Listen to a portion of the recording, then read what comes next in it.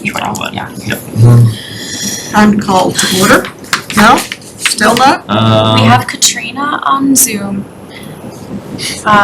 Yeah, you have enough to call to order. Heather will be a few minutes late, she told us, right? Yes. Yes, and And I Tony. said to quote a song, be here when you can. Get here when you can. Nick was also potentially not going to make it, right? Yeah, or join by Zoom if you can.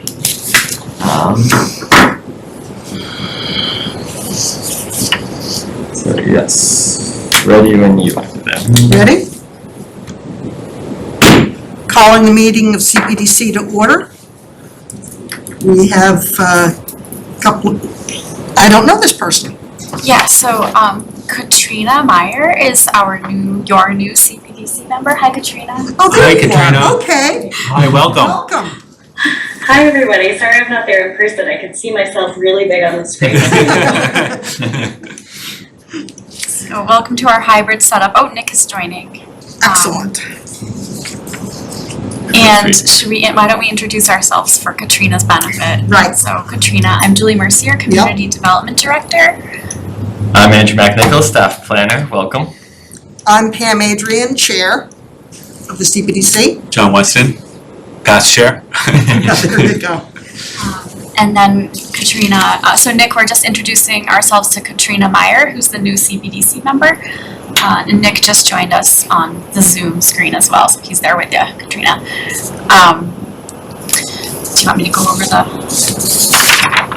Pam, do you want me to kick off? Please. Okay. Yes.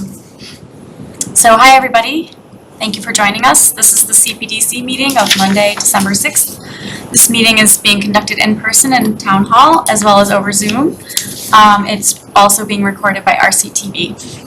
So we just introduced ourselves, but again, from staff, there's me, Community Development Director, Andrew McNichol, Staff Planner, and then from the CPDC in person, we have Chair Pamela Adrian and John Weston, and we should be joined shortly by Heather Klisch. On Zoom, we have Nick Safina and our new CPDC member, Katrina Meyer. So I'll just go through the remote. We don't have anyone in person currently. So if you're joining us remotely, please remain muted at all times so that the person who's speaking can be heard. If you would like to say something, you can either raise your hand because I can see most people, or you can use the raise hand feature in Zoom, which is under, I believe, reactions unless it moved since last week.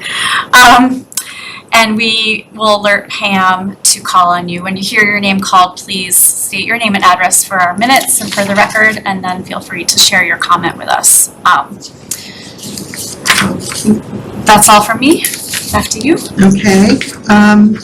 First order of business is, can you hear me okay?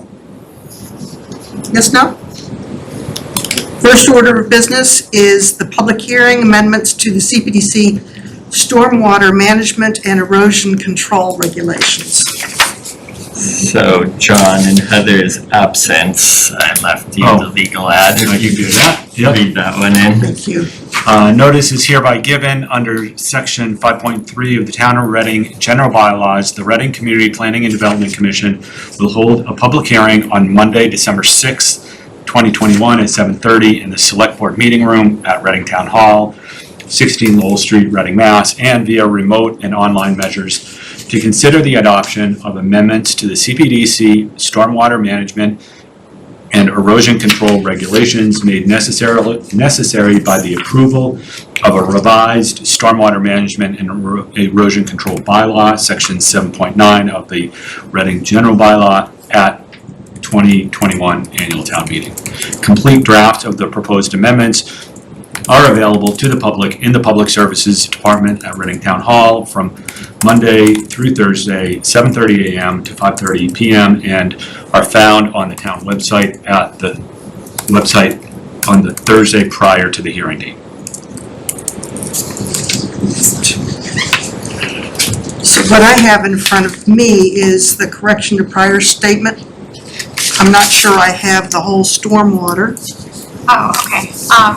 Yeah, so the Stormwater Management and Erosion Control Regulations are the regulations that follow for the CPDC to carry out your role in the stormwater permit. The stormwater bylaw was updated at April 2021 town meeting to bring us into compliance with the new MS4 permit. And so town council had prepared these draft regulations so that when that bylaw was approved by the Attorney General, we could bring this to you in a public hearing setting and have you approve the regulations. So I'll just scroll down. I have it screen shared. I don't know if anyone has questions, but basically there are a number of like little updates.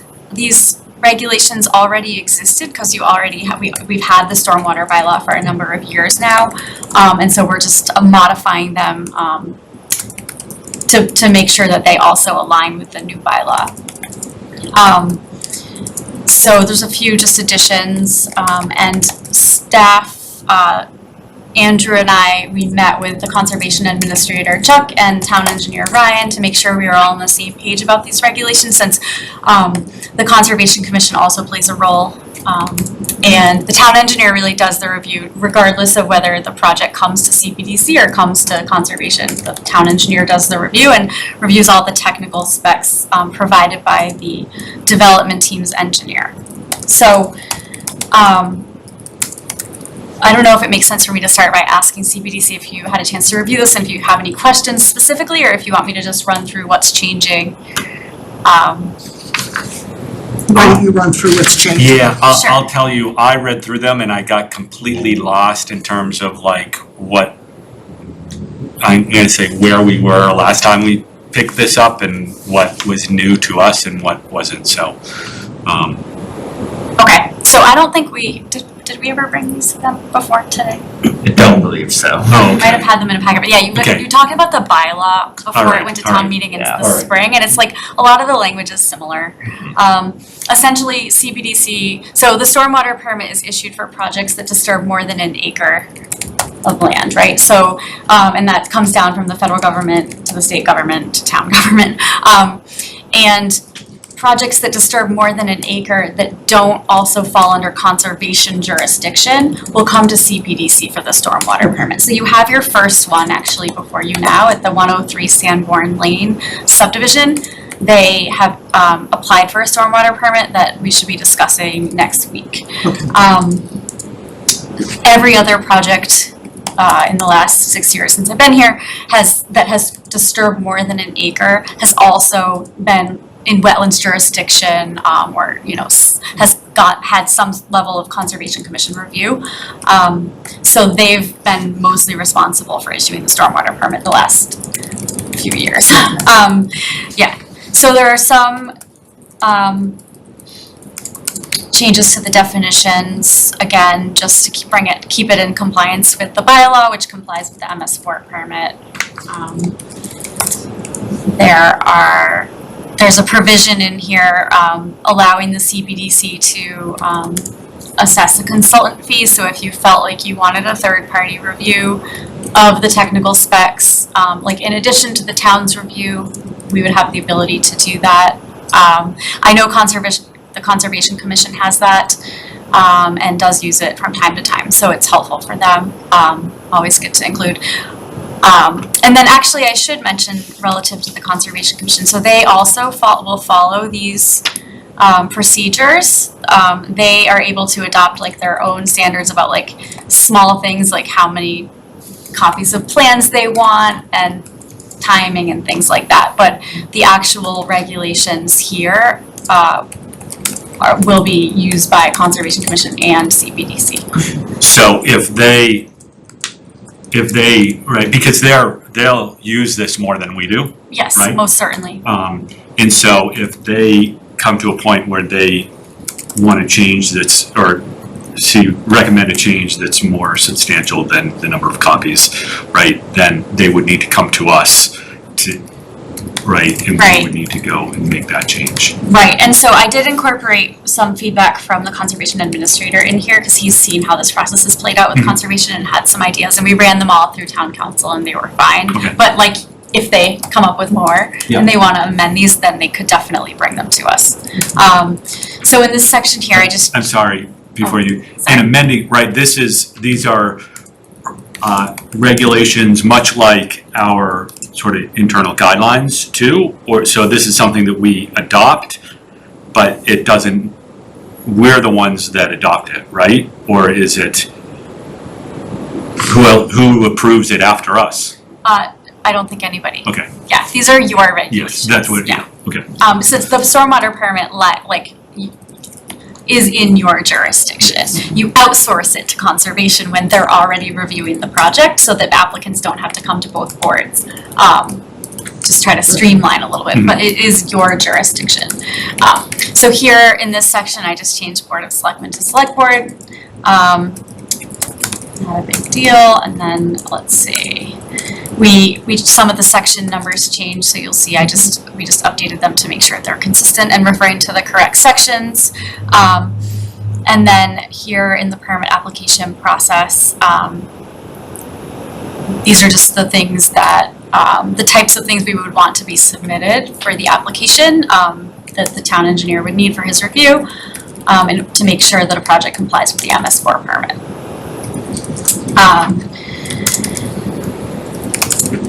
And let's see, so this language is all underlined, which I believe means all new language added here is right out of the MS4 and is fine with town engineer. Okay, so that's the note I had for this. So this is all new information from the new MS4 permit.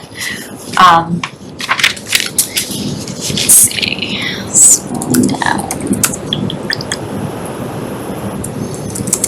Yeah, so here we are just talking about what's required and what the process is. And this stuff is mostly not changing from what it was before.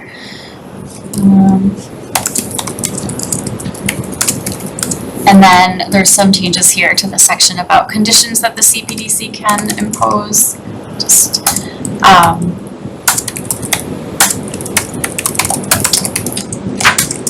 and then who would need to be notified by the applicant as they go through the process with the site work and there's stormwater pollution prevention plan and all that stuff.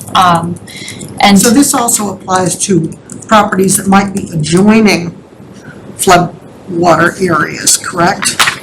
Like the project that we approved that's in construction down on Main Street?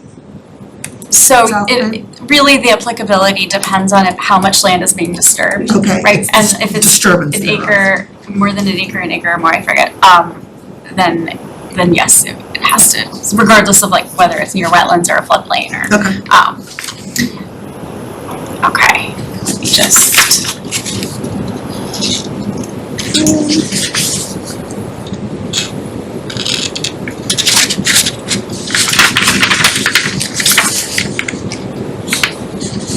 And then there's a process here about the person who has received the stormwater permit needing to notify Cpdc if like there's a minor change. And then we just added some language because like really if they apply to me, I'm gonna run it through the town engineer and also the conservation administrator before I decide if it's like minor, since they have a lot more expertise in the area of stormwater than I do. So we just put that in here. So like a future person in my job, like not saying there will be one, but like would do the same thing. And okay, yeah, we're really just getting down to the bottom, but they need to provide an as-built plan, and it has to show certain things so that the town engineer can verify that it was designed per the permit, and it was constructed as designed. Standard. Yeah. Yep. So that's the gist of the regulations. Let me just see if there was anything else I want to flag for you. Okay. No, I think that's it. I'm gonna stop the screen share. The one, wondering if there was any other discussion about this. There's a requirement in there. It says under 5.4.6, the stormwater permit, blah, blah, blah, from CPDC which shall also include a requirement to submit an annual certification documenting the work that has been done over the last 12 months to properly operate and maintain the stormwater control measure. So I guess I'm wondering, is that common practice right now?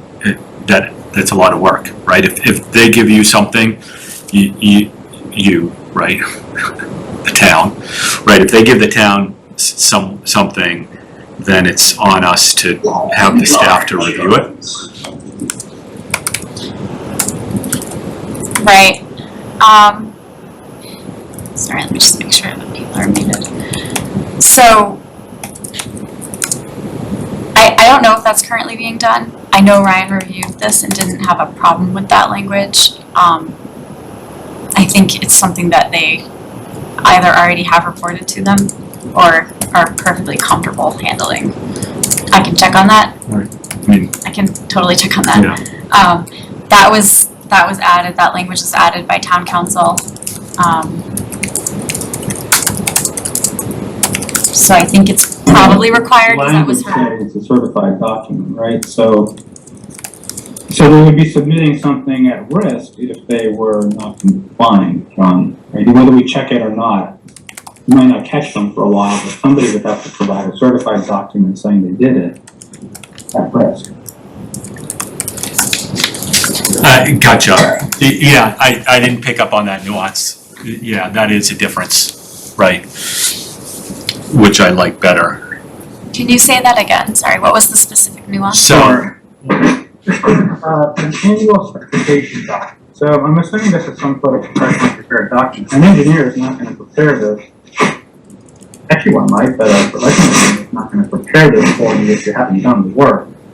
So the assumption is that if they submit this, they've done it because you can prove them wrong, and then somebody's going to lose their license or they're going to have some permit issues. But at least that's my read on it.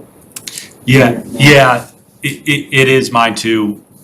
And I wasn't looking at it that closely, right? The difference being, Julie, they essentially are sort of self-certifying that it was done. So it's not, the onus is not put on the town to review. The onus is put on them to make sure, and we could check and make sure, but it's not our requirement to review and approve. Got it. And that was my concern, is the added work, so, Yep, that makes sense. Thanks for the clarification. makes sense. Hi, Heather. sorry to be late. So you're coming in at the tail end of our conversation about the stormwater procedures and regulations. Oh, good, I'm glad you sorted it all out. All right. I didn't know if you had reviewed and had any questions, or do you? I have confidence in what you've done, we don't need to go back and revisit them. Sorry, you're. I said I have confidence in what you've done, we don't need to go back and revisit them. Okay, town council really gets the credit on this one, but, okay. Did you have any other questions, John, Pam? What's the next step after I'm assuming that we need to vote on this and approve, and then what do you do? Would you supply them just, Yeah, so you would just need to close the public hearing, if you're done discussing. I first actually take public comment, can't forget that. Yes. And then if there is none, or after that, close the public hearing, and then you can, if you feel ready to vote, you can vote. And then they'll be ready and posted with the town clerk, and okay, that was Right. Yeah. next steps after approval or disapproval or whatever. Okay, good. Are there any comments from the public? I'd like to open up to the public. Do we have any?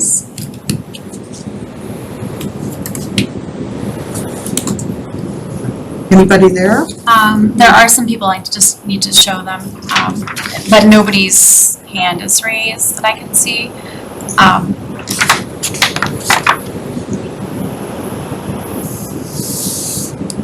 So I don't think there's any comments.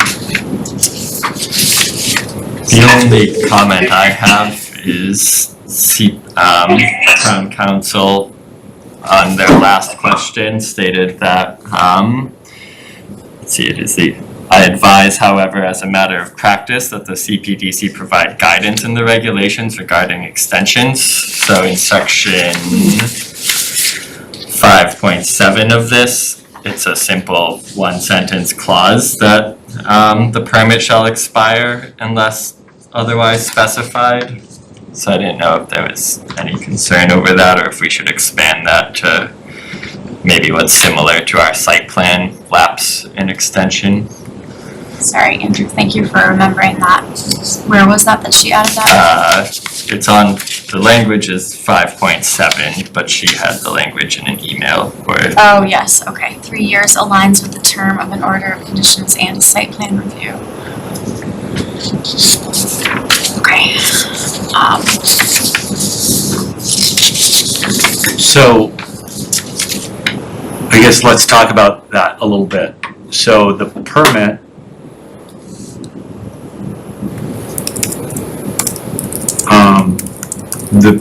goes on forever, right? I mean, it doesn't, because right here it says that it doesn't.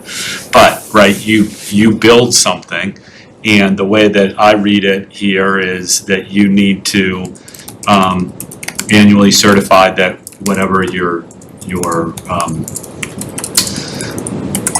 supposed to do to maintain it, you need to provide that certification. But other than that, the permit should remain in place. I mean, if it goes away, the building's not coming down, the site plan's not changing. I mean, like, to me, I'm not sure, like, so what happens if the permit goes away? Like, what happens? This is just a misunderstanding, though, that the site plan permit expires because you have to execute it. Or the site plan approval permit, right? Right. Or the site plan approval, I'm not even sure if that's a permit, but that expires if you don't act on it or execute it. And I wonder if that's the misunderstanding here, that we're going to issue a stormwater permit to execute the plan, and you have 3 years upon which to complete it. Within which to complete it. Right. And I guess that would make sense. But But you're right. I mean, this has to run in perpetuity unless they modify it or append it. The actual operation, right? The actual system that they're putting in place. Right. Right, and it even says in 5.5, conditions of the stormwater permit apply to the permittee and all those, right? It's sort of like you have conditions that you have to comply with, like a site plan approval. Yeah, and Right, all of those so- conditions expire, they have to, is there language that we can borrow from another portion? Of the bylaws or something like this? Yeah, potentially. Just, Because like the site plan conditions never actually expire. There's a limitation on like the actual like site plan approval will expire if they don't act on it within 2 years or get an extension. Right. But the conditions of it, once it's activated, Right. would not ever expire, right? Right. Let me see what's in that one.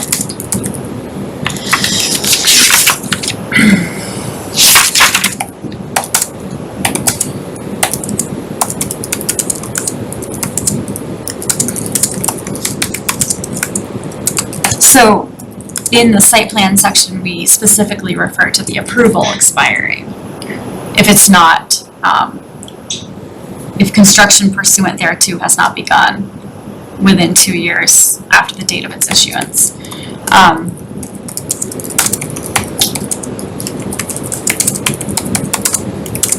So would we want to say something like the stormwater permit approval? Yeah. Meaning that they would then have to like either come back for an extension if they haven't started the work, or they would need to like reapply, Yeah, I basically. think if you took that language that you just read and modified that within 3 years, Okay, I personally think that would. 3 years, yep. you think the 3 years is okay? Or do you want me to do the same as like in site plan where it's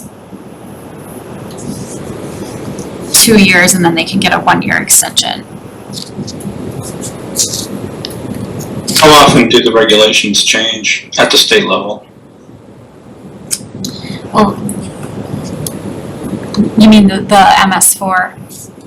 Yeah. I mean, that one was in litigation for a number of years, 5 years maybe. So they were proposed back in like 2015 or 2016, and then just finally resolved. Yeah, I'm not under the impression those change Yeah, all that often because they have to go through such a process to do it. Yeah, right. yeah, I don't think so either. The concern that I would have, and I don't know how often these change or how often they'll change in the future, but the hydrologic calculations, right, the rainfall projections, right, those didn't change for decades, but now I think they're sudden, changing. You know, I don't know if they're Not gonna. often enough. Right, so that's the one thing that jumps out at me that, you know, maybe, I don't know, is 3 years. I would hope they're not changing that quickly. Probably have bigger problems if they do. Yeah, I mean, I don't have a reason in my own head to change it from 3 to 2, other than being consistent with what else is in our. Just it won't let me. Well, if we're adding those like subtext about possibility for extension to be similar to site plan review with 2 years plus 1 year with extension, that would just make it more the same as what's in the site plan review section, or, regulations. Hold on, it doesn't look like my screen share is working anymore, so let me just start it again. I guess the question though on that is, right, CPDC would review the site plan or any request for an extension. More often than not, this would go to the Conservation Commission, even if we rely on them. So it is two different. It's two different meetings. Yeah.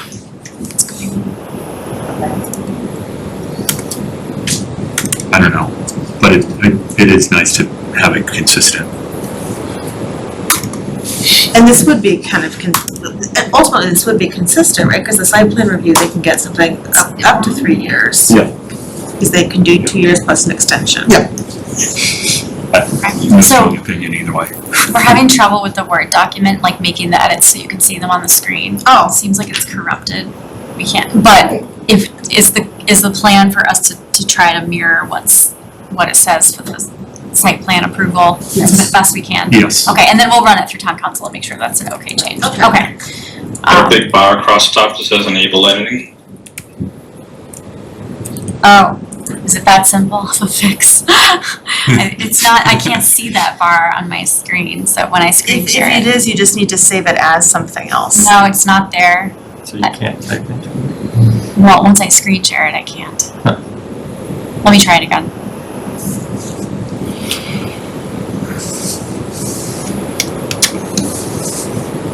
Okay. It's a Word document, right? Yeah. Where was that section? 5.7, yep. Let's try it.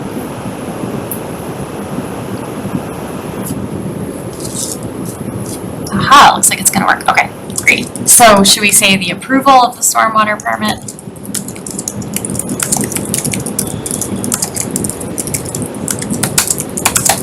Do. Here, I'll type what it shows for. Sorry, shouldn't get track changes. Alright, well, whatever.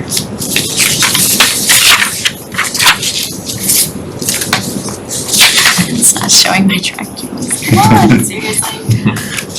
There we go. 2 years after the date of its issuance.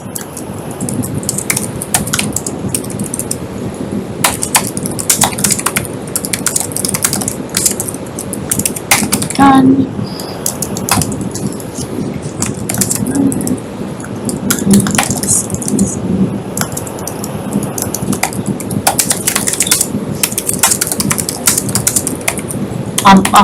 I'll make sure this looks nice tomorrow, but this is the gist. Sorry, maximum of 1 year on a finding of good cause.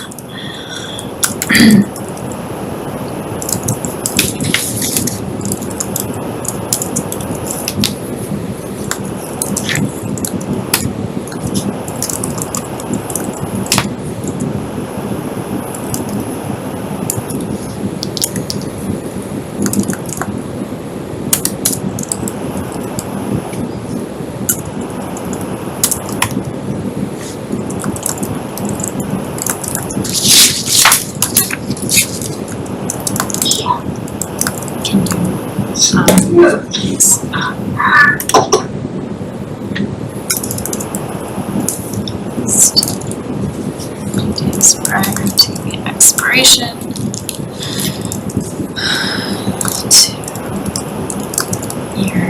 We can't help turning, Sorry. like a seven know. word, But clause this explains into. why when I sat there and I looked at it, I thought, well, we just need to change it, but what exactly are the words? I mean, it needs to be able to refer to something else that's been written, even though it's very long. I think that's perfect. So the tricky thing about this though is the term of the 3-year term actually aligns with the order of conditions, which is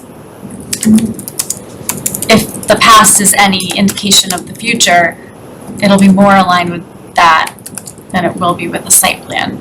So we should be more aligned with what the Conservation Commission is doing rather than the site plan. Well, so if it's aligned with the order of conditions, the order of conditions typically comes a month or two, if things are. Close, If yeah. things are humming along. So that actually sort of works well, because if something happens and they get delayed, wouldn't we want them to go and get this approved first and then come back? Because if Conscom has a problem with extending this, we're gonna have a problem with extending the site plan. So I think it's good that the two aren't aligned exactly, because our process are. Right, yeah, right, yeah, that's a good point. Okay.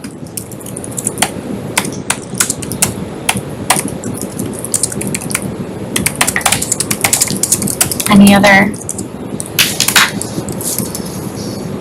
Don't forget to save. yeah, no, I'm going to, I'm just gonna save it out of this, thanks. Don't need any more technical issues in one night.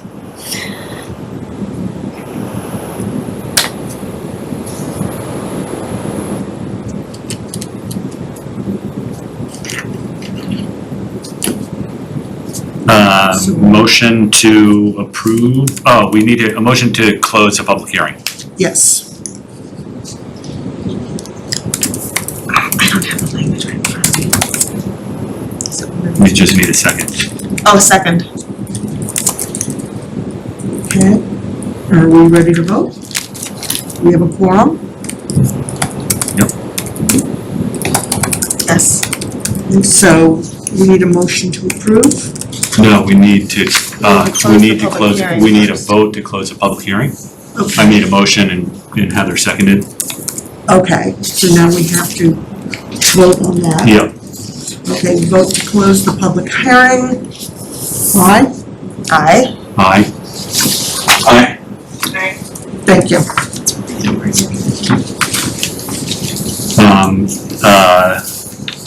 I'll make a motion to approve the December 2021 version of the stormwater, the Town of Reading, Massachusetts Stormwater Management and Erosion Control Regulations. And I'll second that. And that's with changes, correct? Yes. All in favor? Aye. Aye. Yes. Good. Approved.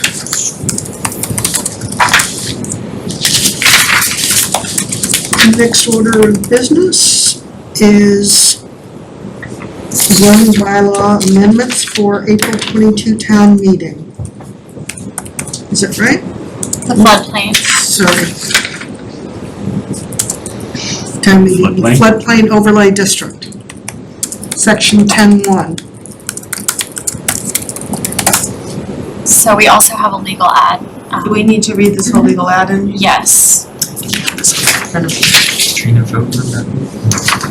Okay, do you want me to read this in? Yes, she did. She did, okay. Yes, please, Heather. Okay, notice is hereby given that under MGL Chapter 40A, Section 5, the Reading Community Planning and Development Commission will hold a public hearing on Monday, December 6th at 8 p.m. in the Select Board Meeting Room at Reading Town Hall, 16 Lowell Street, Reading, Massachusetts, and via remote and online measures to consider the following proposed zoning bylaw amendments in advance of April 2022 annual town meeting. Under Section 10.1 Floodplain Overlay District, amendments and reorganization of all existing subsections and the creation of new subsections in order to bring the bylaw into conformance with the National Flood Insurance Program, and amendments to current subsections 10.1.5, 10.1.6, and 10.1.7 regarding permitted and prohibited uses. Complete drafts of the proposed amendments are available to the public in the Public Services Department at Reading Town Hall from Monday through Thursday, 7:30 a.m. through 5:30 p.m. and are found on the town website and the Thursday prior to the hearing date. And then there's Zoom meeting location information, and if you have any questions or comments, please email Andrew McNichol, staff planner, at your email address. Okay, thank you. I will share screen share. This is, these are amendments to section 10.1, the floodplain overlay district. Cpdc's talked about this a couple other times this year. The reason for the update is to bring the bylaw into compliance with the National Flood Insurance Program. They are requiring or strongly requesting that towns make these changes by the end of 2022. And then, as noted in comments that I got up above, there should be new maps for Middlesex County coming in 2023. So I asked if we could wait till then, but they said better to get this part done now and then make a smaller update to just reflect the new mapping in 2023 when the mapping's available. So,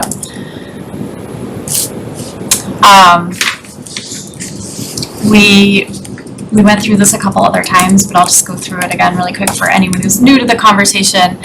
There are a number of definitions that are being removed for one of the following reasons. They're either being replaced by new definitions, they weren't, or they're no longer relevant to Reading, or they are things that are covered under the state building code that do not need to be referenced here in our zoning bylaw. Can I interrupt for a second? Sure. So, just from a strategy point of view, like it's easy for the state to say, yeah, just go through this now and then go through it again. Right, that's it's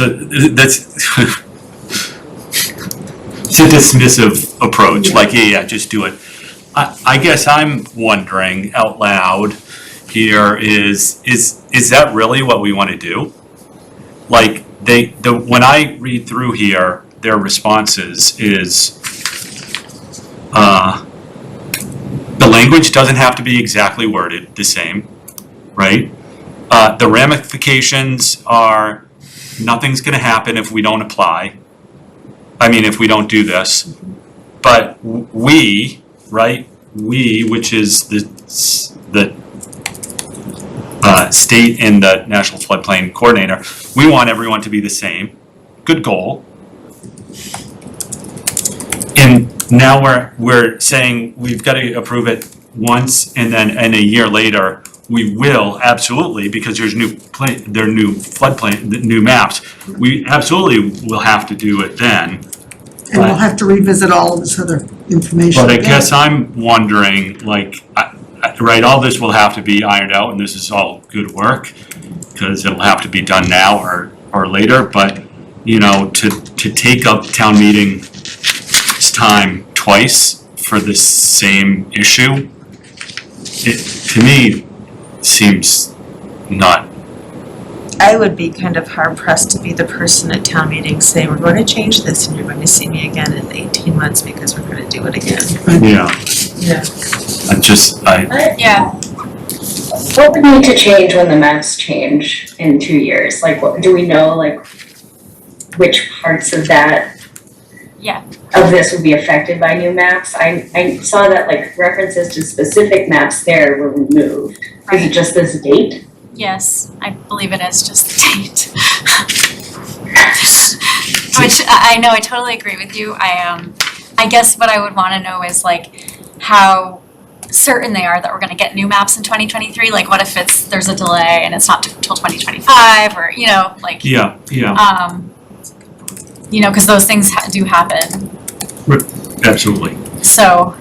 So, and then going back to these responses, right, there's other things, and we sort of, I think in a previous meeting, we decided that it's really not that big of a deal, about, and I'm gonna go back to the car thing, which on a, RV. yeah, having RVs, unlicensed RVs in the floodplain, district.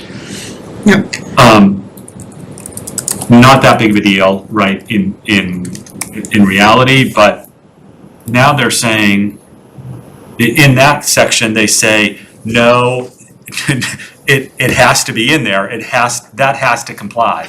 But then up here, they say, no, this model bylaw is, it doesn't need to be exactly, and if you don't adopt this, then, it's not a big deal. So, like, there's layers of lack of clarity for someone on this board to go up to town meeting and say, no, I want to restrict your ability to keep your RV in, you know, in your town. No, on your property. Now, we sort of concluded that ability is already regulated in another part, but I have to imagine that people, right, it's layers of regulations. So, you know, like any sort of layered on top regulation on something like that, I think, you know, unless we have to do it, we're gonna get pushback. And this response, I wouldn't stand up there and say, yeah, we have to do this. If not, then you all won't have flood insurance. That's not what they're saying. So I guess I'm About the RV section in particular. Do you want me to scroll down to it so people can see what it is? Sure. This one. And I'm using that as that's the one that jumps out to me Right. to be the one that people will likely glom onto. Well, because it's one of the more substantive changes where we're doing something, right? Yeah. Right, we do have a process currently where we regulate like unregistered vehicles, and so like in theory, this would just get lumped in with that. Or it's already, you know, since it would, you know, be an unregistered vehicle, it would fit under, potentially already fit under like something we regulate, but the other layer of it being within a floodplain is something new. So, well, here's a question. So right now, because I'm sure all over town, right, there are unregistered RVs that have been there not in compliance with or longer or in a condition that, you know, it doesn't fit in with our town bylaws. Okay, right, happens all over the place. If there's then a flood, right, if there's a flood event, that RV is there, and then it's in here, and that person's trying to get flood insurance, and they're not trying to claim on the RV, trying to claim on their house, their property wasn't in compliance with the flood insurance because they had an unregistered RV in their thing, and, right, so, and then they can't get a payout. Yep. I don't know if that would ever happen, but I guess it's a potential. I mean, they're contemplating it, right? Right. So we see where it's regulated. Right, because that's not a Reading thing, that's a, Right here. it's a national thing, right? Federal thing, It's, right. yeah, it's insurance, right? Any chance that, It's a mass any mandate. chance that an insurance cannot pay out, right? I think that's what they do. So I guess I'm just I'm hesitant, without them saying, yes, you have to do this, and they haven't said that.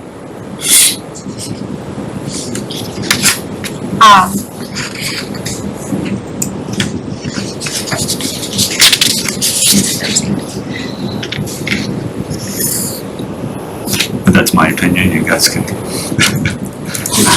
I just lose the meeting? Not as passionate about it as you are, but I get it, so.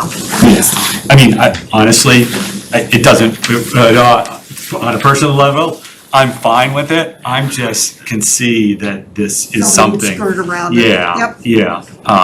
That I don't think this is sort of a slam dunk that has no discussion at town meeting. I see And what no you're saying, yeah.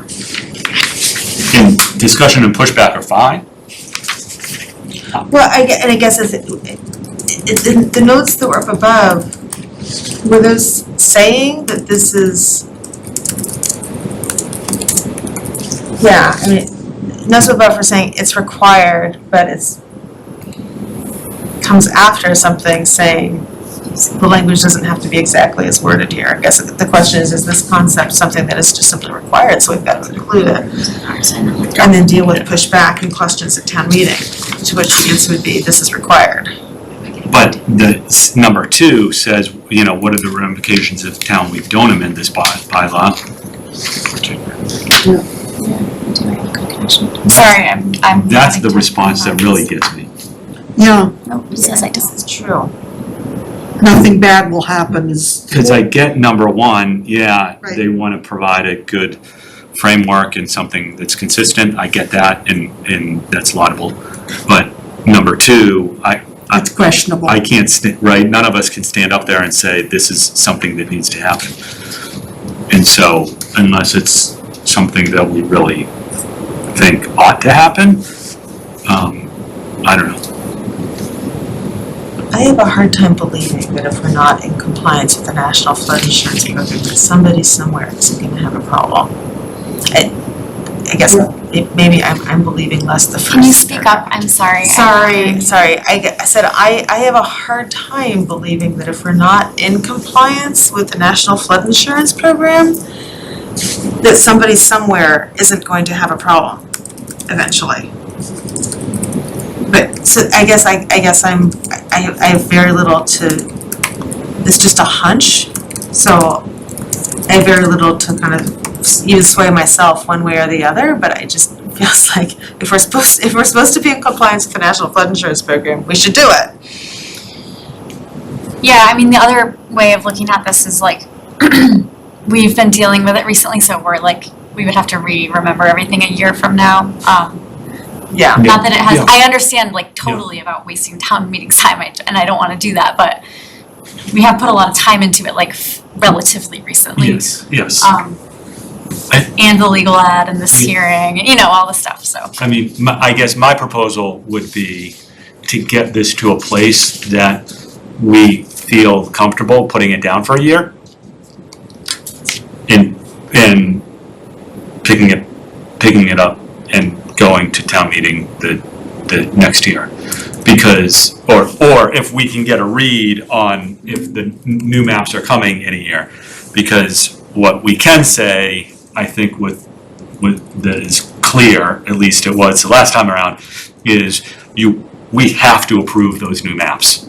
Yes. So Yes. action has to take has to be taken then when those new maps come out.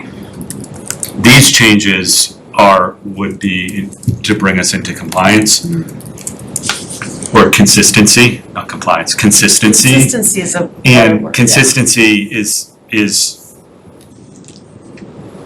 preferred, and if that goes along with something that is required, then I think that's a better discussion.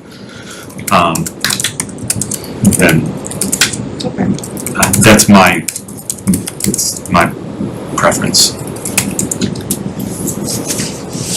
So do you wanna look at them, keep, So I think, right, I don't know, right, if everyone else is of that same mindset, in that mindset, that still means we go through all this and get it to a place that's in good shape. okay, Even if we have to revisit it in a year or two. Yeah, but then we'll just be, minor Right. stuff. Yeah, then in a year we change the date of the maps, Yes, if everything goes well. Yeah.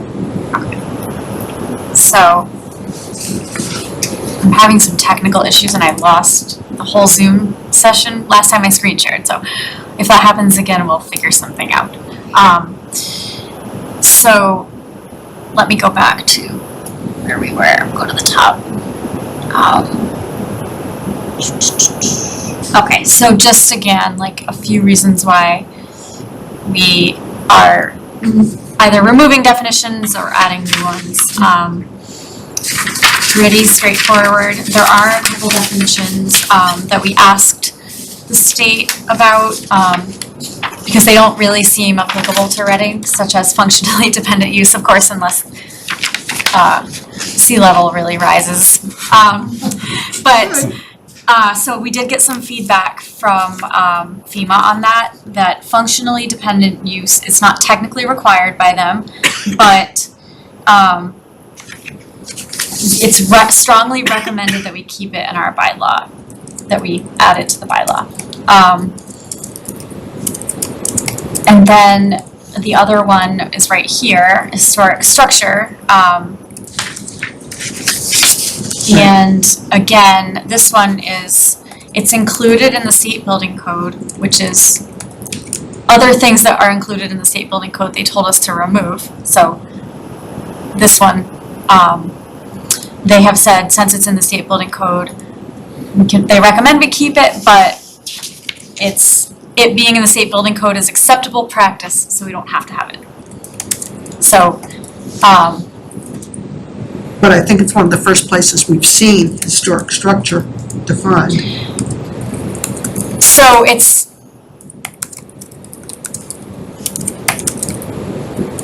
I'm trying to remember what they said about this. I think that This is definitions, right? this is definitions, right? Okay. And I Are there think- references to historic structures within the bylaw? No, but I don't think so, but we can check, but I do think that it's one of the things that people can claim when they're making a claim. But it's in the building code. It's confusing. We need to get some clarity on that, but let me just see if it's in here anywhere. I think we had thought that it wasn't referenced anywhere else. I didn't see it referenced Okay, when I searched for it.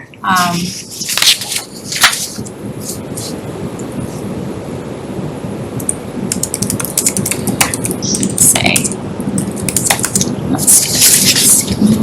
Okay.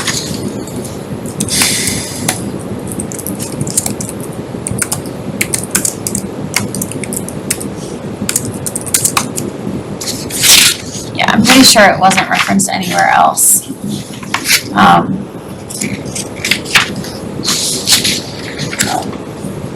No, it's not. So it's appropriate to have it here. I think the opposite might be what the argument is. If it's not referenced in our zoning code, why do we need to define it? It's not referenced within this specific section of our Yes, zoning code, right. right? And so it's useful for them because it's part of their structure of, identifying exemptions. Right. That in that process is outside of the zoning, right? So they want it because it defines those exemptions, but that's defined elsewhere. and the exemption process is outside of the zoning, so I don't know why we would have it in here.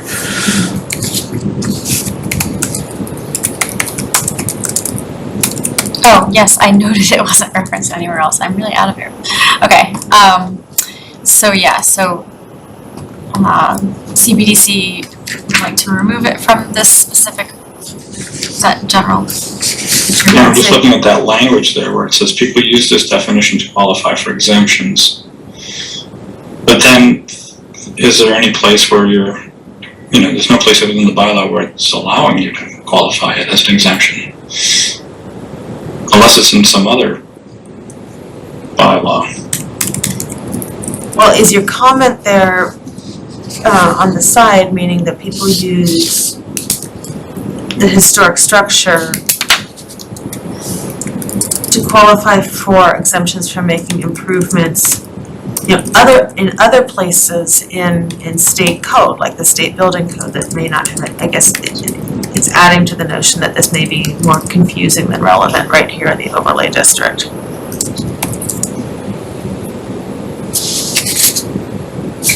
Yeah, I think that it's making this more confusing. Uh-oh.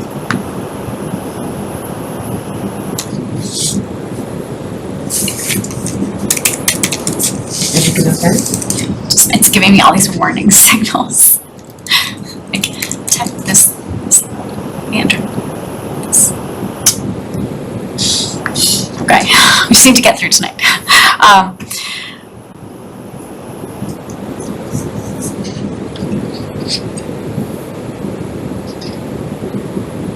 So are you able to strike that text? Yep. If you think that makes sense, we can remove it. They said that it's up to us to decide that if we want to remove it.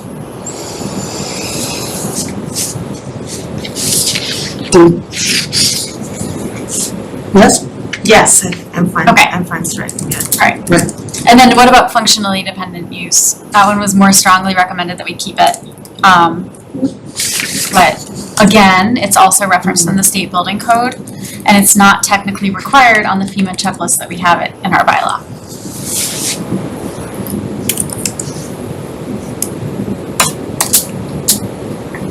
And it's a similar thing that people use to qualify for exemptions. I'm just looking at, the term includes only, right? Docking facilities, port facilities, shipbuilding and ship repair facilities. Just not sure. Not this how we one. can do that. I guess the Ipswich River's gonna rise to the level we can start having shipbuilding.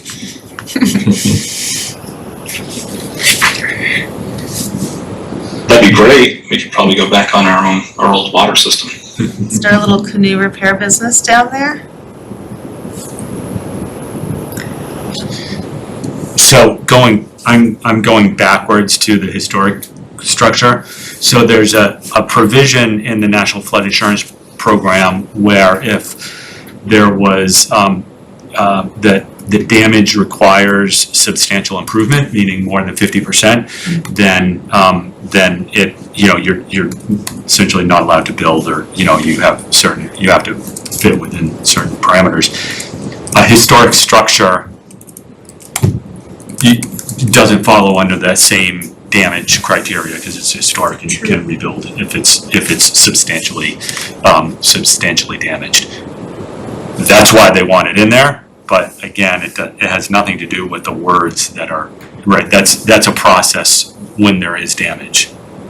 Not in establishing the, Right. that's their process. Yes. That's a National Flood Insurance Yes. Program's process, and they define what a historic structure is. Right, and so if somebody does have a historic structure as such as it's defined in the building code in Reading, removing this isn't going to prevent them from getting insurance because that whole process and definition exists elsewhere. Yes. Yes. So I feel comfortable removing it then, because otherwise I think it adds to confusion for somebody who might be looking through this and trying to figure things out. Yeah.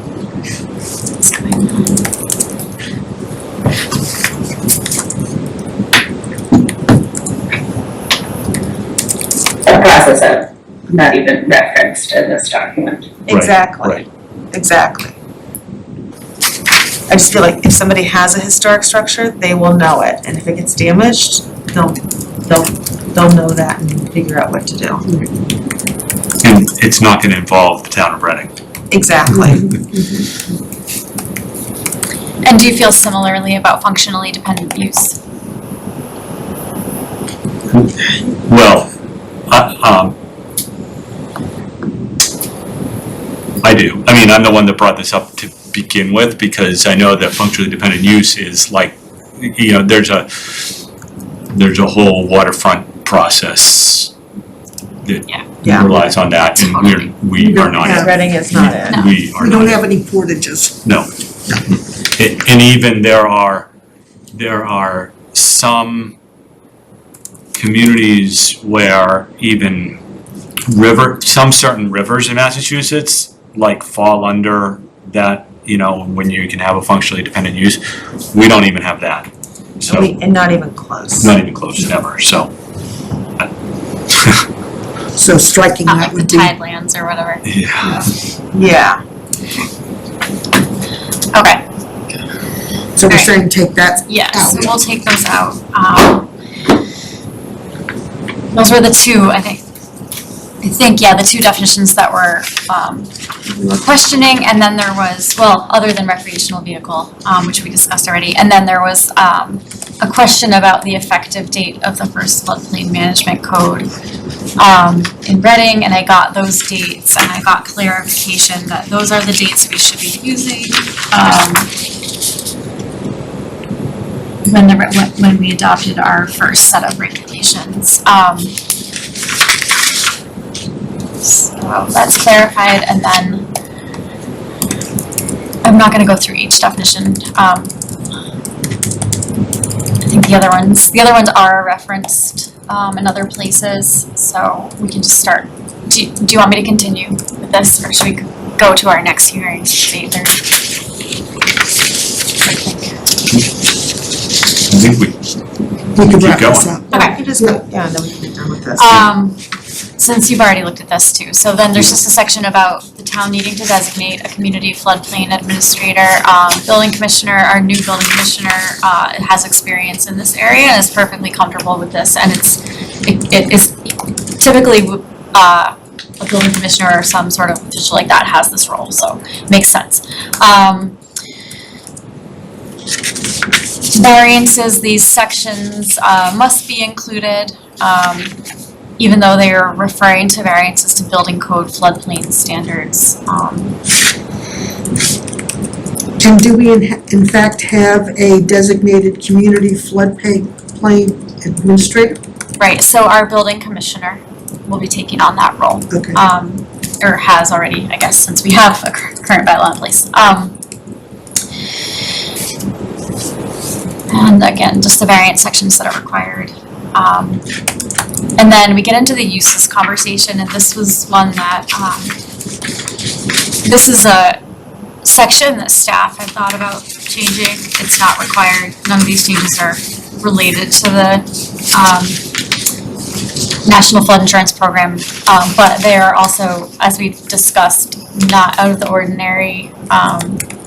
So essentially, we had talked about allowing, like right now our permitted uses in the floodplain are very limited.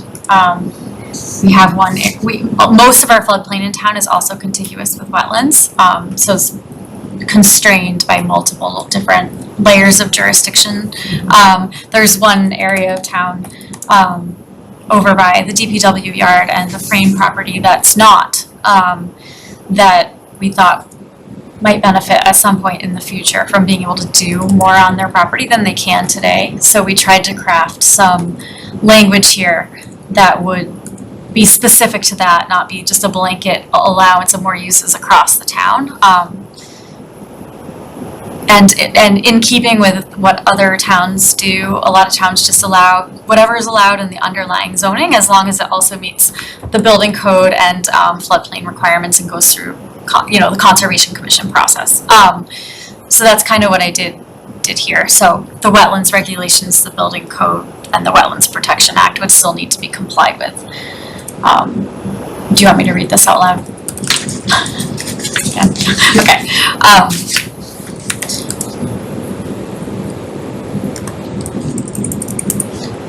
I like that. It's very narrow. Yeah. It's very narrow. It's very targeted and Okay. they still, right, they would still, if they were to develop a property, if someone were to develop a property that is not in the wetlands but is in the floodplain, they still need to provide all the mitigation to make sure that they aren't raising floodplain levels. Right, and they still go to can do that through conservation. sort of mechanical or Right. site design. Right. Site design improvements, where right now, we just flat out say, even if you can figure out how to do that, you're stuck, you can't use that. Right, and so I've talked about this a little bit with the conservation administrator. We would need to, I would want to coordinate more with the Conservation Commission before this comes to town meeting, and just make sure, since we're referring to their wetland regulations, that they feel that their wetland regulations are satisfactory and strong enough and require enough to kind of handle something like this. The feedback I've gotten initially from the administrator is that they have good things in the regulations and they feel comfortable with this. But I would want to vet that a little bit more so there's no surprises at town meeting or Yeah, that. I would be interested in something like that. I'm just trying to think through in my mind, and maybe I'm just a failure of imagination right now of, is there anything that's not in our local or state wetlands regulations? Double negatives. I guess what I'm aiming for is we wouldn't want to inadvertently allow a structure that exacerbates flooding in a floodplain area, right? So we just want to make sure that all those wetland requirements would do that beyond just protecting wetlands and rivers the way that we know they do. And I don't know the answer to that, or if there's more that we would need to do to say, in order to do this, or that's not in here already, in order to build here, this is what you need to do to build in a floodplain. I simply don't know. They do have some requirements for compensatory flood storage. I was told 2-to-1, I haven't looked at that myself. And that it has to be incrementally within the same plane that's disrupted so that you're providing it at the same level of the floodwaters, right? As well as the ability, again, to hire a peer reviewer if they needed some outside consultant support in reviewing whatever the, design engineered, proposal is. But yeah, I would want to actually talk to them. I've only spoken to the administrator and just make sure that they would feel comfortable with something like this.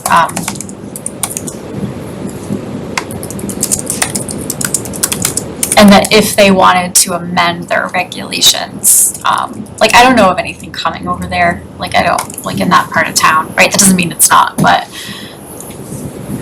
we could figure out whether they would want to amend their regulations first or wait and see what happens and then do them after if they wanted to add something stronger or different. So, something to work out still. Okay. I don't think it's not that unusual to have that. I think we're probably more unusual where we just flat out don't allow it, right? There's lots and lots of towns that do allow it, and it's just with good design and making sure that you have the right storage. Right, so just, I guess, Making sure that anything else we need yeah. to do that we make sure that there's good design. Right. So Tony just joined via Zoom, by the way, so you have everybody here. Oh, good, I'm not very Yeah. embarrassed. So should I keep going? Okay.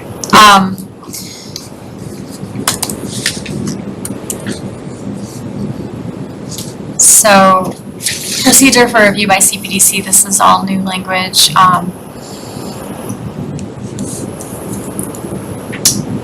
Oh, this is important. So Yeah, so let me just go back up here. So basically, what I'm suggesting here for this use is permitted is that it's by special permit, right? So they have to come through a process with Cpdc, as well as Conservation Commission. And then we put in some procedures for how that would work. And I worked with the Conservation Administrator on this, but I just need to, again, like make sure, do a second review and make sure the Conservation Commission is also on board with it, but like how we would want to work our process, and internally as well as with the different commissions, since they would need to go to both. So initially we were thinking that it would be something like a lot of times what we have are projects that will get a certain ways with conservation and then come to Cpdc once they know where the wetlands line is and what's possible and how much of the site's developable and things like that, then they'll come to Cpdc, right? And then at some point after they get comfort here, they'll apply for an order of conditions and go back to conservation, right? So in this case, we were thinking it might make sense to actually have them be tracked together so that if there are plan changes, you're looking at them at the same time, since there could be small things that happen at each commission that really impact the other one. And we wouldn't want them to get too far down the road with one commission and then like you guys hate it or whatever, or so, and that's actually when I worked in Concord, that's how it worked. The planning board and the Natural Resources Commission there, we did a ton of floodplain special permits, and that's how we did it at the same time. And we just had to coordinate a lot internally, but it worked out fine. I thought it worked fine. So I kind of based this like off of that experience that I have. And again, we don't have to go into this in great detail this time if we're going to continue to have this conversation throughout the next potentially year.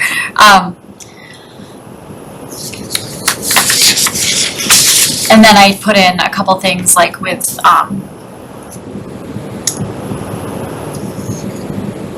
basically like what the Cpdc might be interested in knowing from the Conservation Commission's review, so that like when they provide a memo to you or like communication back and forth about what their thoughts are on the project, they're answering like certain specific questions.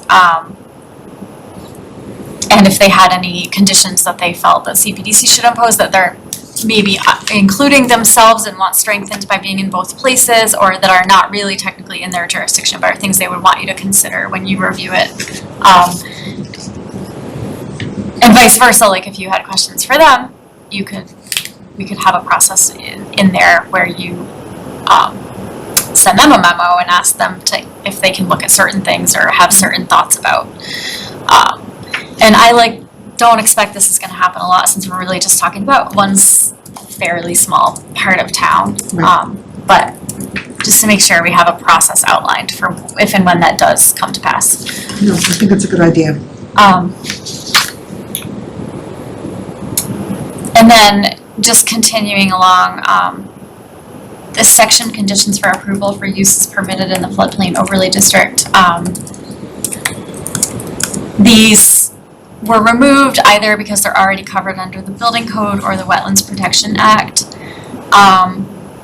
There's new text, which is clearer than the old text, which is further down in this bylaw, and then they're at odds with other floodplain regulations. So the ones that are relevant have been incorporated in other places. Just scrolling down, I think that statement applies to this whole section. So we put in some recommended language in this section and took out the old language. They're similar, but I felt that the recommended language was actually more clear.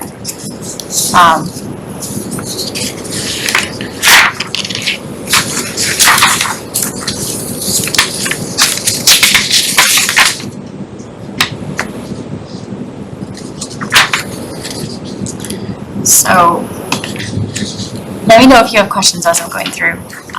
I have a question. Sure. I'm not sure if I'm exactly the same. Oh yeah, it's right there where it says number 2 on the on the left. So, is there a reason that this portion of containing sewerage safety for gas, electric fuel, all these utilities being protected, is there a reason that was deleted? Is that moved somewhere else? That just seems important to me. Yeah, I'll have to ask about that. I mean, is everything that was scratched out to be in compliance with the National Flood Insurance Program? Yeah, they took that out. Okay. And for, like, I just summarized, these were the 3 reasons. All right.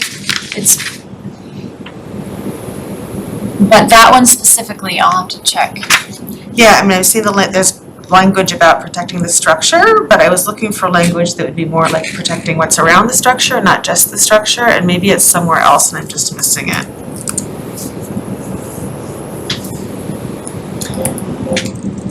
It might be that some of these things are just not allowed within certain proximity.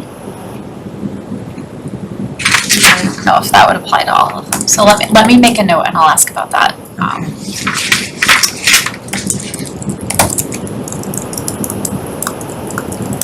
Okay.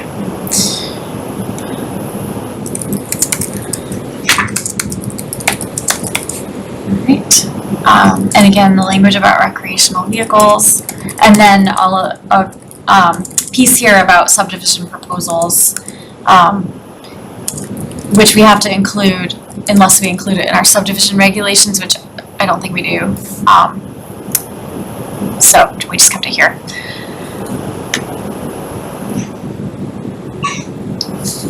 And then some amendments to the text here about the base flood elevation.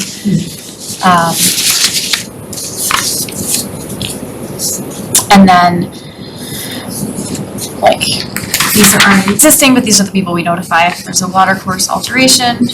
And then we're required to include these sections here about,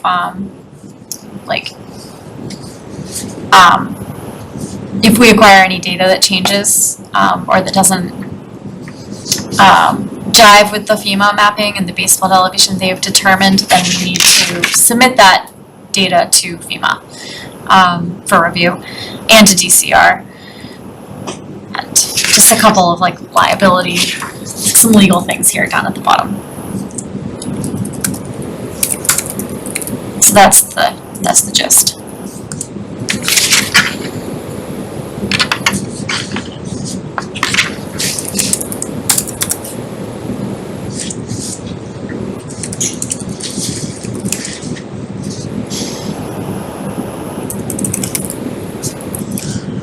I didn't know that DCR coordinates the flood insurance program. Sorry, say that again. I said I didn't know it was DCR that coordinates the flood insurance program. Do we want to put, do we really want to put FEMA's address and DCR's address in our zoning code? DCR is moving, actually, you probably don't. Yeah, I mean, they've been at 451 Causeway Street for a long time, right? Moving over to Park I Plaza. can't imagine that FEMA has been at 99 High Street on the 6th floor for very long. I mean, maybe they have, but it's Yeah, a I'll downtown ask. tower, I they know. could move next week. It seems weird. I agree. We don't want to go to town meeting to change their No. address. It's just silly. Yeah. So. All right. I mean, we could put something in here, like if someone wants to know what the address is, like to contact staff or something. Yeah, yes, Right. yes. Um, One thing, going back up, I'm sorry, to section 10.1.8, uses prohibited in the floodplain overlay district. sure. Just a question.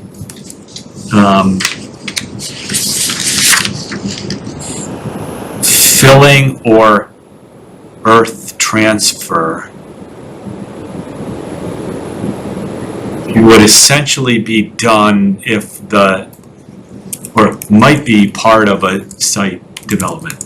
And I don't know if the way it's written, I think the way that it's written would be like, well, no, that doesn't make sense. I was thinking like it's earth transfer operations, which is different, but there's not gonna be, there could be dumping operations.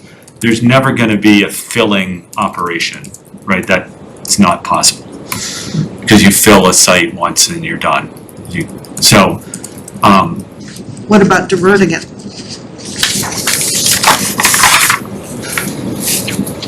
If you divert the waterway, water course, whatever they're calling this,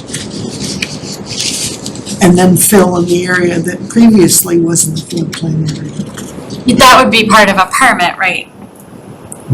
Right, I mean, I think that's part of what, maybe could be done, but right here, we are saying that it can't be done. So we maybe wanna say unless as part of an approved, Yes, some sort of yes. language here about, what do we call these, as part of an approved special permit, or unless pursuant to a special permit issued for work within the floodplain overlays or something like that. I'll figure out a better way to say this. Right, what we're trying to get at here, I think, is you can't use that site as a Right. as a place to store sand and gravel or a truck transfer facility or Or something to like that. excavate. Yeah, I'm wondering what this is supposed to be meaning, because the first part of that sentence I take as like it's an operation, like a business, this is not something that's allowed there. But then the other parts are about, site features, utility trenches, driveways. Yeah. Yeah. And then, or I guess you can do anything you want to with a municipal or public facility. That sentence actually really does kind of confuse me a little bit. I can look at what other towns' Yeah, there's a lot. language they use, and Yeah. try to figure out something that's more clear.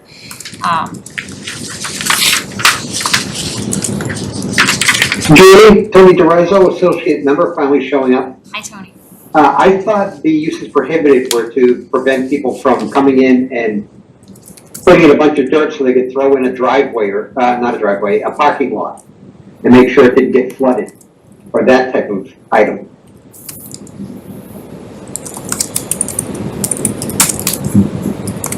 That could be one. Yeah. But right, Tony, if the site is being redeveloped, there is a potential or even a likelihood that some filling and earth transfer will occur. Right. But that's way different from having like a dumping or earth transfer operation operating in the floodplain. Right. So we couldn't approve of something that moves any earth Right. if it is explicitly prohibited. I think if we aren't ourselves solid on what that sentence says, we should just Yes. think each other Yeah. into figuring Try to it figure out. out a nicer way, more clear way to say that. Were there any other questions, comments? Tony, Nick, Katrina? No. Right. Do we want to see if there's public comments on this, Pam? We want to open this up to the public? Yes? Yeah. Okay, opening it up to the public. Are there any comments? So if anyone Questions? has a question about the floodplain overlay district changes, please use the raise hand feature under, is it reactions? Yes. Yeah, under reactions. I'm not seeing any. Okay.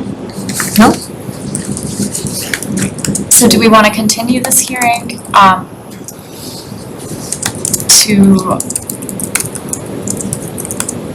are you really thinking strongly that you would like to, I guess I have some questions I need to answer, right? Yes.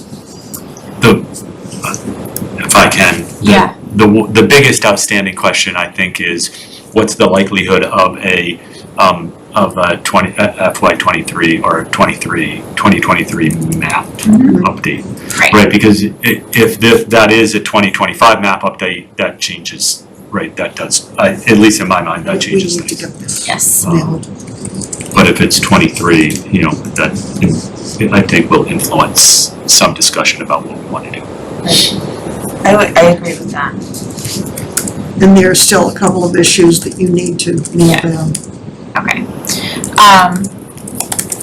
So should we entertain a move to continue discussion on floodplain overlay district? So do we continue this hearing is what we do? Right. Yeah. Alrighty, I move to continue the hearing on the, I don't need to reread this whole thing, on the floodplain overlay district bylaw updates. The 10th would be too soon. To, I don't know when. I think they're discussing. Okay.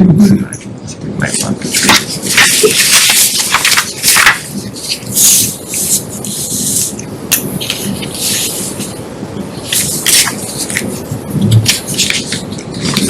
Yeah, so if you We can, get it on. you can straight to the 10th, do you think? And then if we don't have answers by then, we can Yeah, we can just, continue okay. again. Yeah, so you can do the 10th, January 10th at 7:30. And then if we're not ready, we don't have answers, it's like Mary Ellen has a question.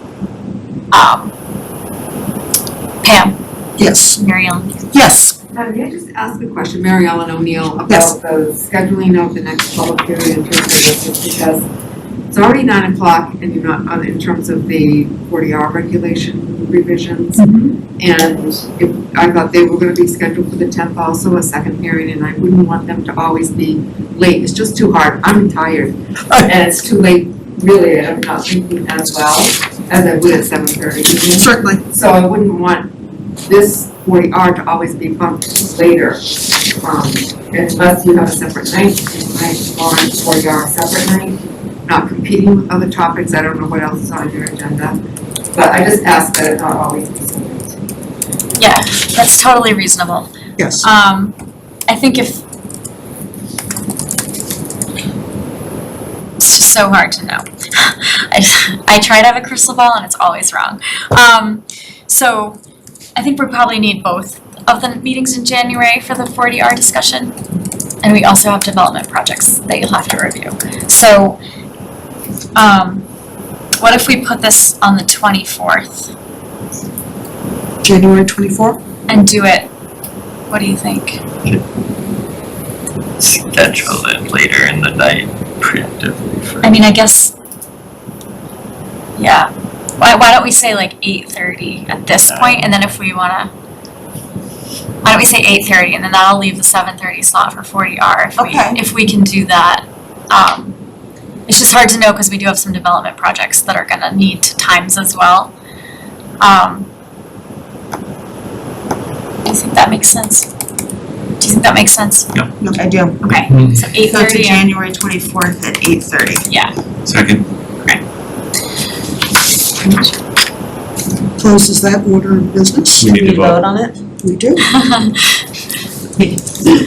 All in favor? Yes. Yes. Yes. Yes. Nick says yes. Tony is there? yeah. And Katrina. And Katrina. Thank you. Yeah, so Katrina, I don't get to vote anymore. Right. Welcome aboard, Katrina. All right. So we finished with the appetizers. Now on to the main course. All right. Okay. I do. Do you want me to open this hearing? Yes, please. So I just read this, right? Yep.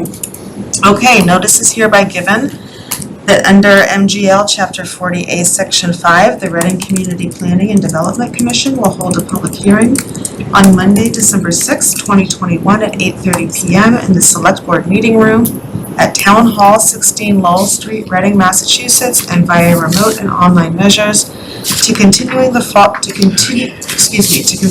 following proposed zoning bylaw amendments in advance of April 2022 annual town meeting. Under section 10.5 Downtown Smart Growth District, amendments to the language of subsections 10.5.2 definitions, 10.5.5 allowed and prohibited uses, 10.5.6 dimensional and other requirements, 10.5.8 off-street parking and loading, 10.5.9 open spaces and recreational areas, 10.5.12 waivers, and other subsections of 10.5 as may be needed. Complete drafts of the proposed amendments are available to the public in the Public Services Department at Reading Town Hall from Monday through Thursday, 7:30 a.m. through 5:30 p.m. and are found on the town website the Thursday prior to the hearing date.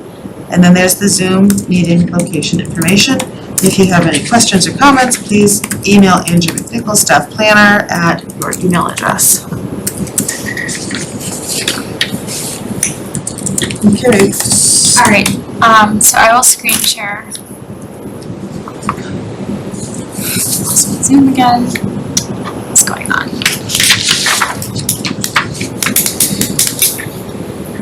One second while I. Andrew.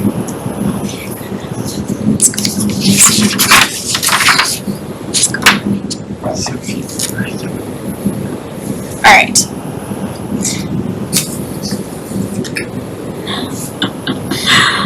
We can do this. You don't do this every day or anything. Okay, so let me just go up to the top. These are the changes that we're proposing, or the ideas that we're proposing for changes to section 10.5 of the zoning bylaw, which is the Downtown Smart Growth District or the Downtown 40R District. I'll just take it from the top and go through. There's a lot of ideas in here. They can't all work together. Some can, some can't, but it's just food for thought, for conversation. So there's some really minor changes here in the design standards, just noting the correct dates since they were recently updated. Continuing through the definitions, there was no definition of lot coverage within section 10.5. There is in section 2 of the bylaw. We took that definition and put it in here, and then we noted that if we're going to talk about lot coverage in a different way within this section, we might want to define it differently, because currently lot coverage only includes principal and accessory buildings and structures. It doesn't include other impervious surfaces. And that's lot coverage elsewhere in the bylaw? Right, so the lot coverage that applies broadly to the whole town is defined as just the first part of, not the highlighted part of this. Yeah. Just the first part here. Is it big enough? Should I make it bigger? I think it's good. I can see it. Oh, okay. So that's a question that we wanted to pose, is whether we would want to define it differently within section 10.5. And then mixed-use development project, we added a section, a little sentence here, that if we're expressly permitting open space as an allowed use within the district, which we are further on in the bylaw, we want to be clear that that doesn't in and of itself make for a mixed-use project. Mixed-use projects are a combination of residential and commercial, as defined.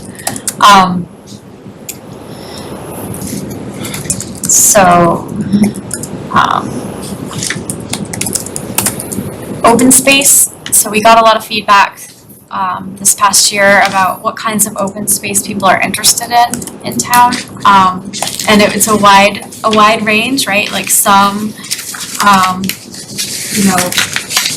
to make the downtown a little bit more like breathable, like some green areas that have trees and benches, some that are just like visual green, some that are usable by building tenants, some that are usable by the public. So we tried to kind of define it in an inclusive way, and we broke it into two sections. So there's public space and green space. Public space would be portions of a private lot or building that are dedicated to public use, including but not limited to sidewalks, pathways, alleyways, seating areas, benches, places to gather, etc., which may include streetscape features, water features, decorative surface treatments like pavers and cobblestones, and public art, and which could also include green space as defined below.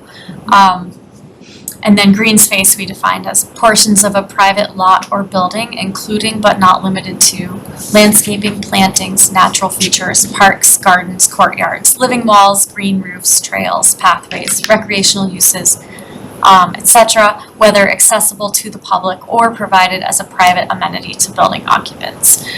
The reason that we broke it into these two categories will become probably more clear as we go through the rest of the changes. And again, some of this is informed by the projects that we've seen, which do include some green spaces and courtyards that are, in the case of like Ace Flats, it's for their building occupants, but it also is included in their lot coverage calculation because it's above, it's not on the ground floor. And then with the example of Postmark, they have the courtyard, which I believe when they were here, they talked about being public, but I'm not sure it feels very publicly accessible to people who don't live there. It's also maintained by their management company and their condo fees, so that's tricky, right?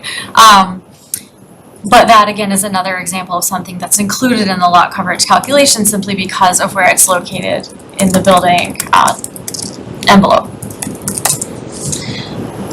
Okay, moving on. So we thought we would also define recreational area. This definition needs to be refined so it more directly relates to things that we might see in the downtown smart growth district, but this, where did you get this one from? I think I pulled it from another municipality's bylaw that had the same definition.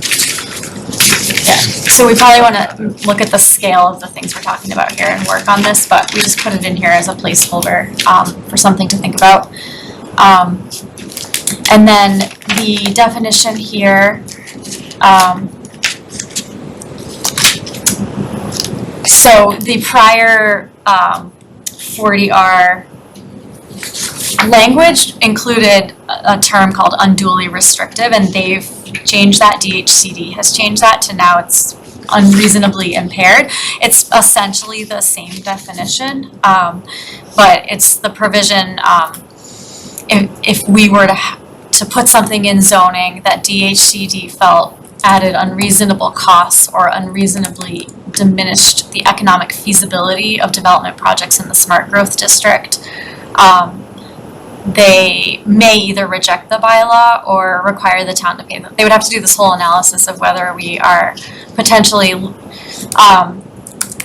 limiting development such that we wouldn't get the zoning incentive units that we said we would when we applied, and therefore we might have to pay the town back, pay the state back. So there's a whole calculus they would go through, which they'll, when they review any changes that we propose as part of this process, they'll go through that review.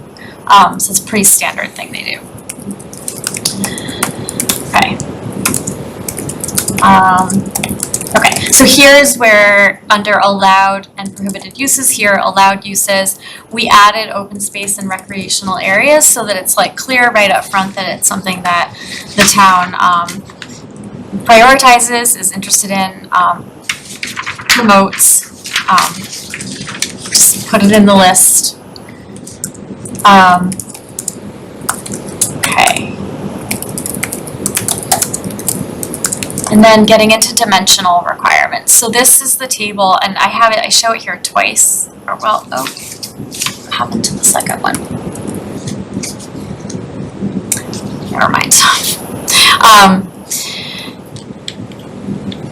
So this is the table that anything that we put in this table, any like setback or lot coverage restriction or requirement for open space would apply to any project that comes through, even ones that are by right, or they would have to seek a waiver, right?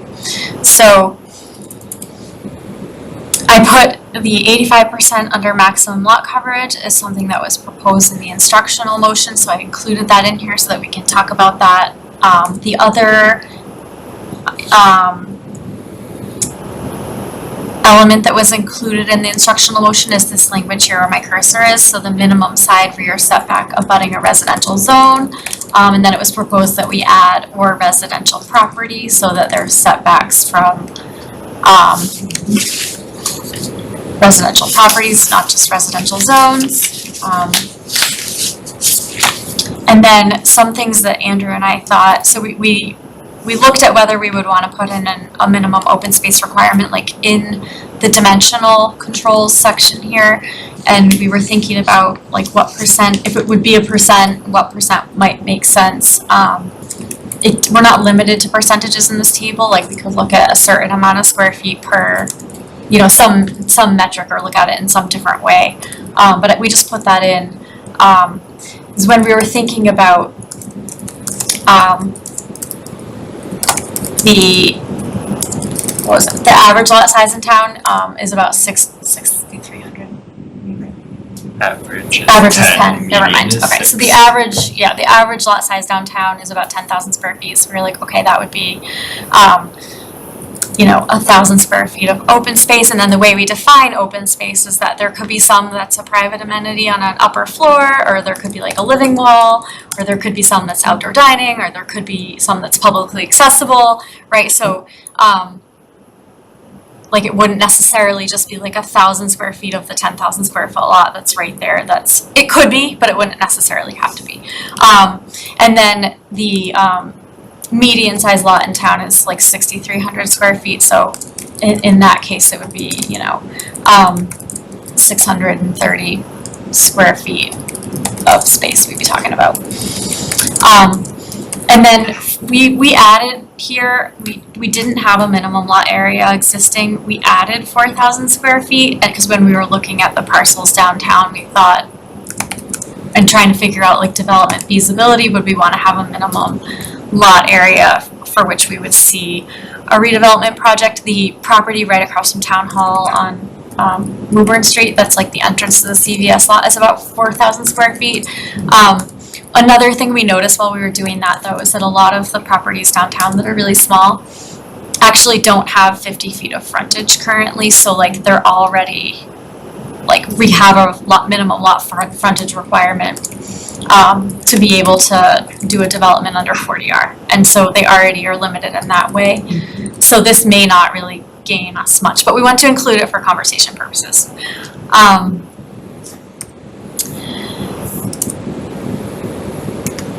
And then the other thing that we were thinking about is like, would there be a way to get increased setbacks, but let it be sort of up to the discretion of the developer based on the certain site specifics, right? Which setbacks are increased, and it might be, a property that abuts a residential use might be really obvious that that's where the setback would want to go, or it might be like if it's a property that has like a green space next to it, it would give an additional green space, and then you have an even bigger green space. So depending on the adjacent uses, they could be more creative with where the setbacks were increased. It's just something we're thinking about. All right, so that's the dimensional table, some thoughts we had. And then under here where we have the different height allowances for multifamily and mixed-use buildings, we got some feedback from a recent project that the 45-foot height is a little bit limiting in terms of the commercial floor plate.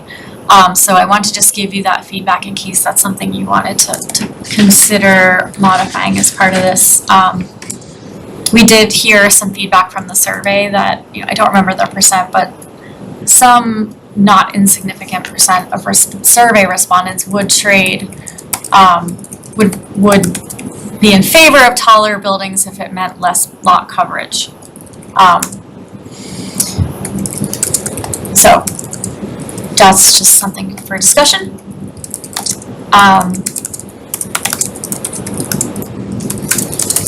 Okay, and then this mixed-use development section here, this is really just something that Andrew and I have been realizing we might propose to be cleaned up. So the existing language here talks about development projects not including a portion not to exceed 50% of the total gross floor area to be used for non-residential uses, including office, retail, restaurant, service, or institutional. Now, we don't get developments that are even close to that at this point. But then it's the second clause that's like a little bit maybe needing to be modified. So it's provided that office or institutional uses on the ground floor may not utilize more than 33% of the total gross square footage of that floor So I think like with the example of 30 Haven, that entire first floor is ground floor commercial, right? So we wanted to limit that to 33% being for office and institutional. Now we're getting developments that are doing like commercial at the front with parking in the back. So like they're literally never going, if you're counting all the uses on that ground floor, they're never going to get there because most of the use is already parking or something else. So if we're talking about just like limiting the streetscape storefront percentage that's devoted to office and institutional, we might want to reword this. And like in the case of Postmark, right, there are commercial spaces broken up onto different levels of the building. So again, like they have 2 offices going in and they comply with this. They don't have to seek a waiver for that. And I didn't know if that was really the intention. There are like kind of multiple ground floors of that building, I guess, depending on how you're looking at it. But so it's just something we were thinking we might want to like revise so that we're with the projects, the type of projects that we're seeing now, we're getting more of what we intended with this. And then I just put in these dots so that it's really clear like what's going on with this table. I always have thought this is confusing.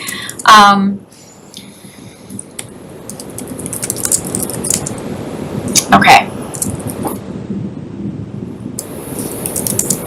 All right.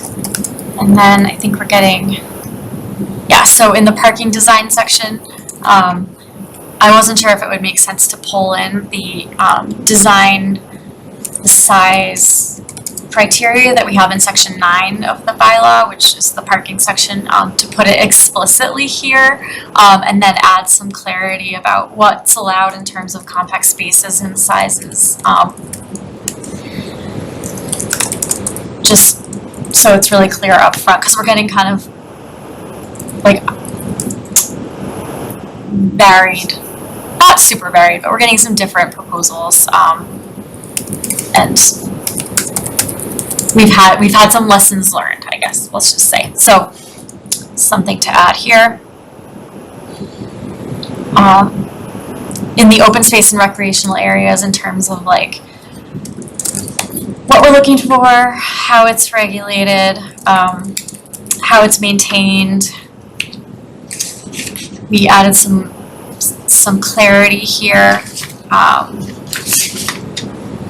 that, you know, public space, if it's in a private lot or building, it needs to be demarcated in such a way that the general public will know the space is for public use. And then there needs to be a clear arrangement regarding responsibility for ongoing maintenance and management. And then if it is public space within a private lot or building, you know, there's probably going to need to be some sort of easement or some sort of agreement.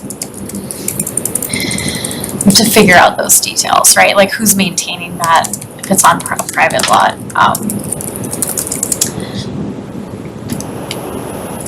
And then we put in this section. Andrew, where did you get this one from? Was it from another town? Those are from, so a lot of towns have their design guidelines within their zoning. We do not, for our own benefit sometimes. And so that was pulled, from another municipality who had the design guideline language in their zoning. And I thought it may apply here, or we may wish for future additions to our design guidelines as well, where other language may be appropriate. Right. And then ensuring that any language we put in here matches our definitions and isn't too convoluted for an applicant to sort of figure out is important. Something that we'll have to do.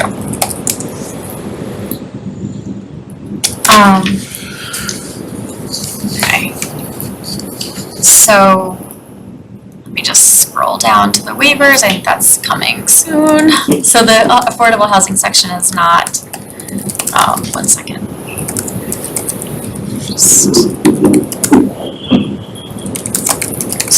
Okay.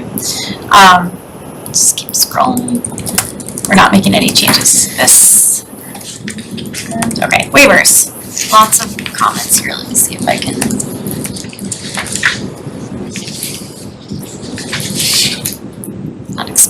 So, the recent projects have inspired a conversation that you probably remember hearing regarding like whether Cpdc should be allowing the densities that are being requested so easily and without getting more public benefits. And so from the survey and from the feedback at the March workshop and just from everything we're hearing from you and things we're hearing in the community, we kind of tried to put together some ideas for things we could ask for and then prioritize them based on like what level of density is being sought. The one thing right off the bat with this is that these are waiver justifications for a density waiver. It doesn't, we haven't really figured out how we would address a project that's also seeking other waivers within this section, so that's something we need to talk through. So again, I have no idea if these are the ways that you would prioritize these things, but these were just initial thoughts from Andrew and I. So for a project seeking, so 20 units per acre is a by right project. That's what the state requires. That's the minimum. So for a project seeking 21 to 40 units per acre, we would require at least one of the following things. So retail and restaurants located at the street level, and that's already in the bylaw. That's a current waiver justification. The preservation or rehabilitation of historic properties or other buildings considered significant to the town. That's also existing. And then two things we added are visitor parking or greater setbacks than required on at least two sides. And like clearly some of this needs more specificity for sure, but just wanted to start this off. And the reason we needed to include something like visitor parking or greater setbacks is because A here only applies to mixed use buildings. We can't make it impossible for someone to do a multifamily project. That's a density of 21 to 40 units per acre. Or beyond, if they just want to do multifamily. So we have one 40R project that's only multifamily, and that one they have visitor parking, and they also have greater setbacks. So we thought that might be something that's achievable on other properties as well. Then tier 2 for a project proposing 41 to 60 units per acre. It would be, in addition to the one they provided in tier 1, at least one more of these criteria.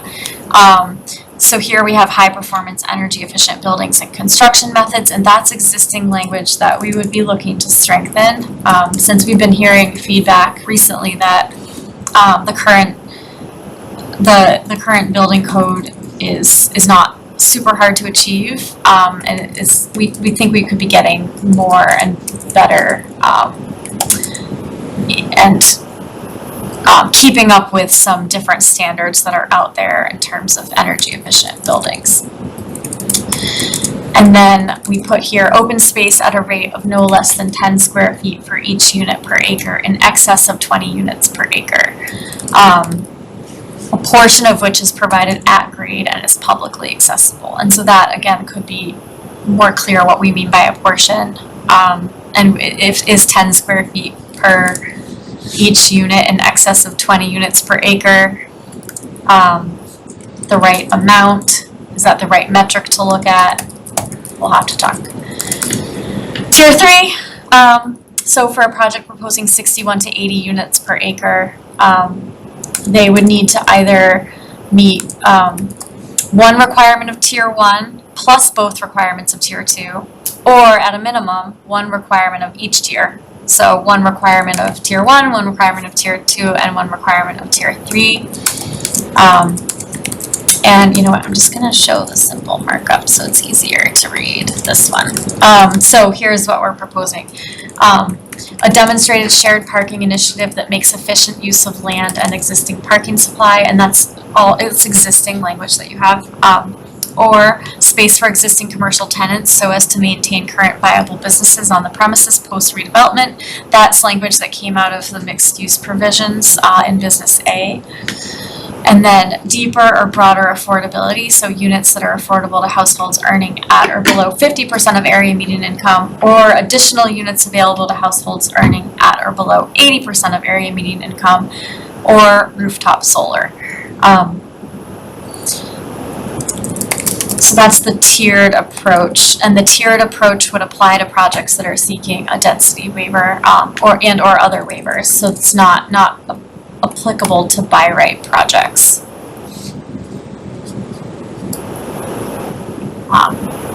So those are that's all, right? Just make sure. Yep, that's it. Sorry, I scrolled too far.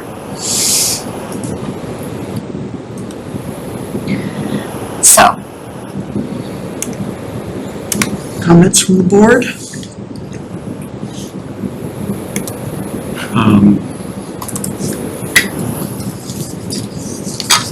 A lot. I mean, there's some good stuff. Yeah, there's a lot to sort of go through here. I guess I'm thinking that sort of first and foremost, before we sort of dig into the details, because the details, right, and the data matter, is the overall goal of sort of making these changes and making sure that we're clear on what that overall goal is, right? And I think there's probably a couple of different goals.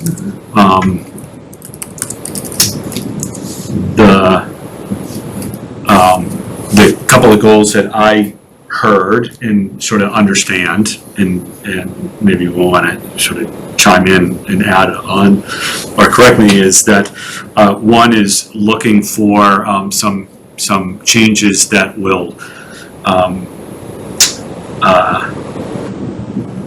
increase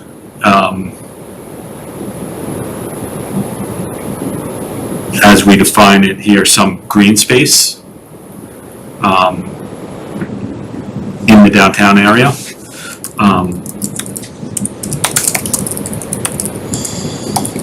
And some connectivity, some street frontage connectivity, without necessarily putting into jeopardy the affordability, the affordable unit improvements, or driving away development in investment in downtown Reading and Torrey. And doing those while also keeping in mind the requirements or the needs of parking, because that's right, as we heard, right, the things that we ask for, the requirements that we put in usually, right, get me if I'm incorrect in what I heard, right, there's affordable housing, there's parking, and there's open space. All of those three things push one of the other out. And so we need to think of those things and how those three things, components that are public goods, work along with the ability for investment, continued investment in the town of Reading. Do I have that right? Are there other? No, I think that's nailing it on the head. So there have to be some trade-offs if we want these kinds of changes. And I think we've heard from many of the people in the town who've said there has to be deeper setbacks, it can't be as close to residential as it is. Perhaps we need parking for the people in the commercial part of the business. That's not ever been adhered to or provided.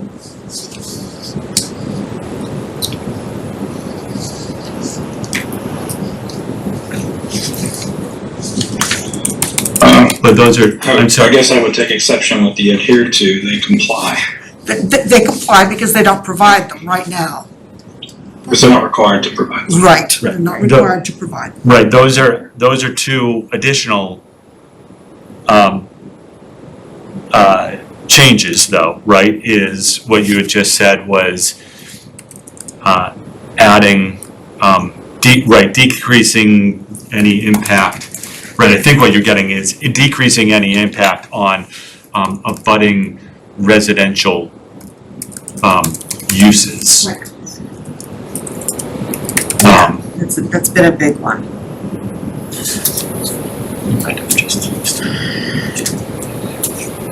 And the parking for commercial, I think that goes, right, that goes into the other parking, right, but that's an added, the impacts to existing residential uses.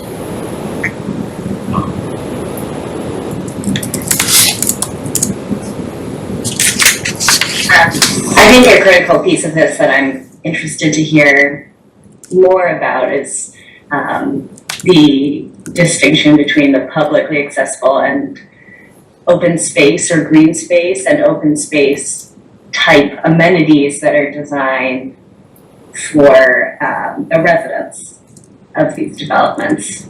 And maybe the answer is that increasing both of those is a goal of these changes. But in the realm of goals, I think understanding which one of those or both of those we want to work towards would be clarifying. Yeah, I think those goals all hit it on the head, including,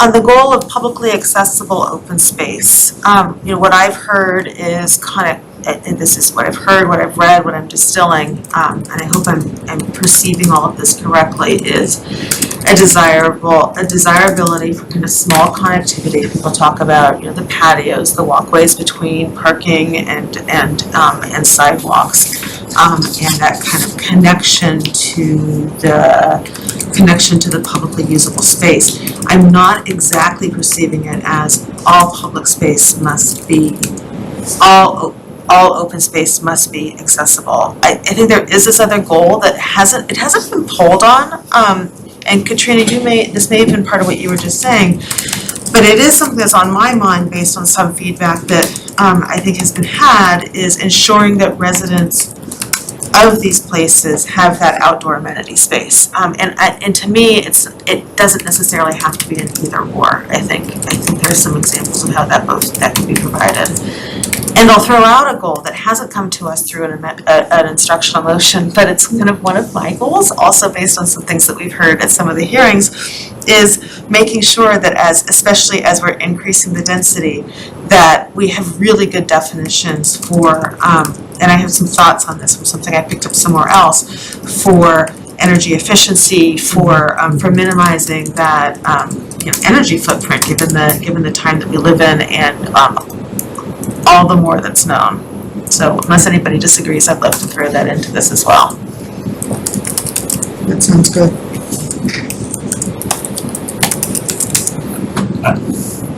Tony, any comments?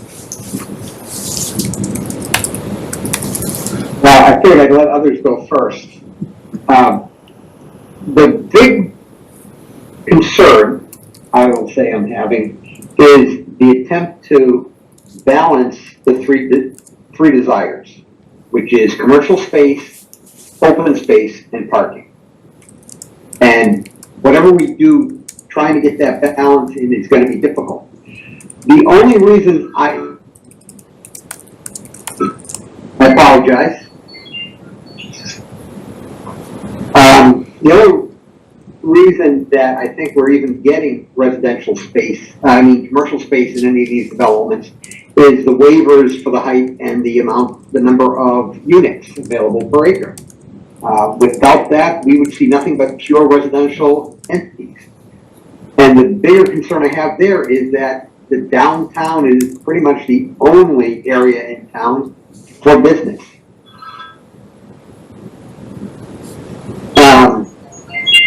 Sorry. And if we keep just replacing businesses with residential, especially at the ratios we're doing, where we're doing, 1/10 commercial versus the amount of residential we're building, I don't know if that's really what we want our downtown to be. All right, I'm gonna have to log off or, mute. What's going on? Go ahead. Thank you.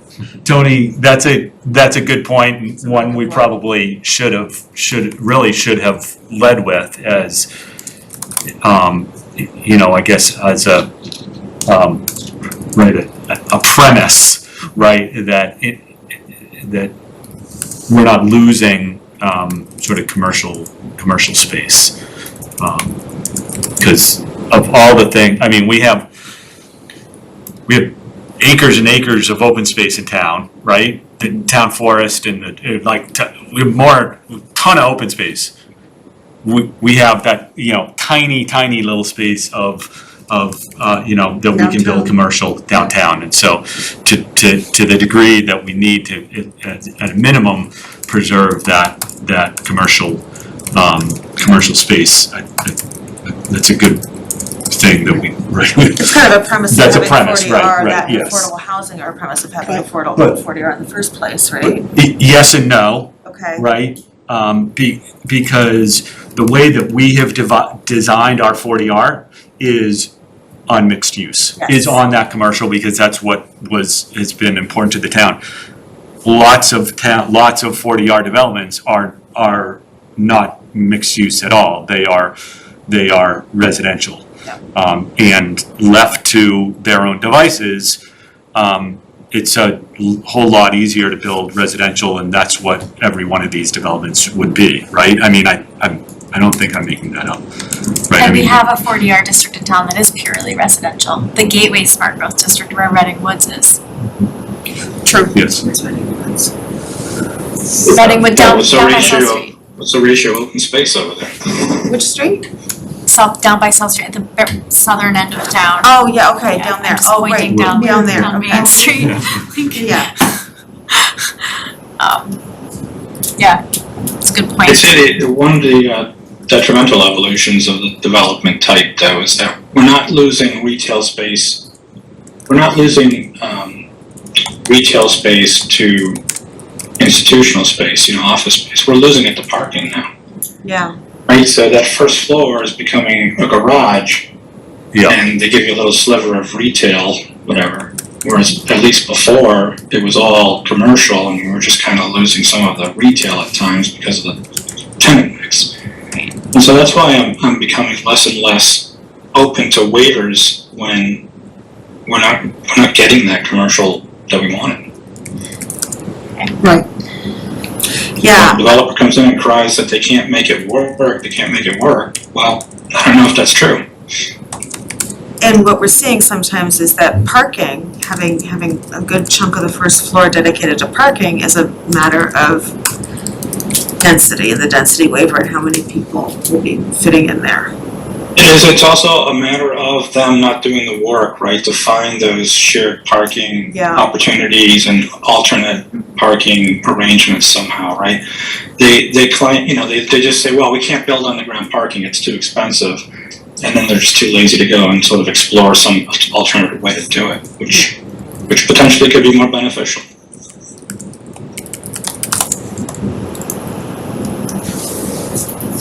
If you think about real urban areas, right? If we go to downtown Boston, there are people who will rent spaces or buy spaces that are not immediately adjacent to their property, right? They don't need their car every day. And so they're willing to walk a few blocks to a garage or some other space to get their car when they need it. And there's nothing to say that that wouldn't work here, especially if the whole goal is transit oriented.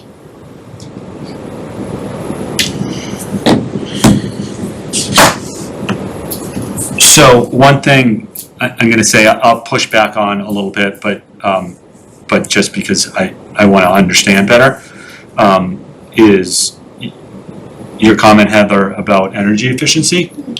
So my question really, and the reason why I'm pushing back on that is because there's trade-offs that are made. We made one set of trade-offs through the zoning 5 years ago, or what our priorities are, we're hearing from town that, there are other trade-offs that they would rather that be made.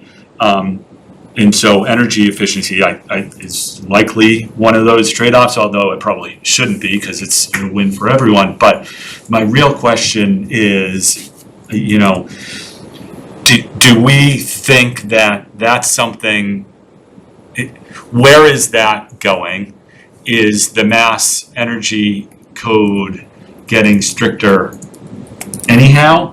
And is that something that we need to take on as to trade off some of the other things that we want, or is it something that we can rely on?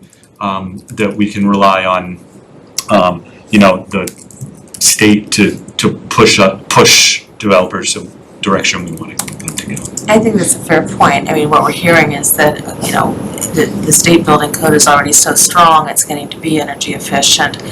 My thought is this, and it's a fair question of, okay, are we going to take that on, is maybe at the highest levels of density, I'm pulling this from another municipality, that you can get, more density if you, maybe we say, you can get more density if you're preparing a net zero ready building, and just going for that and saying, if you want more density, go for a level of energy efficiency even beyond what, and here's the philosophy behind it, even beyond what the state is requiring. Many of these buildings will be condos, many of them will be apartments. Affordable housing, I was a part of this. The people who are then in affordable housing are the people that philosophically we least want to saddle with higher than necessary energy costs. So it's kind of like, as we're looking at this, my thought is, I hear your point that maybe it's not a primary goal, but I put it in the kind of why not category. Why not require that and encourage developers to push the edge? When I see our current bylaws say, we can get a waiver for energy efficiency and the good construction practices, I feel like we don't have a metric to measure those. So if we're going to talk about it, maybe push it a little bit on what that metric should be. I guess we can get more information about what it means when we say the Massachusetts Building Code is so good that everything is already at a higher standard. It means that the Mass Energy Code, which took the national energy codes and added stricter rules to them, and for a while it was called a stretch code, and so a lot of towns had bought into requiring the stretch code limits on the energy code.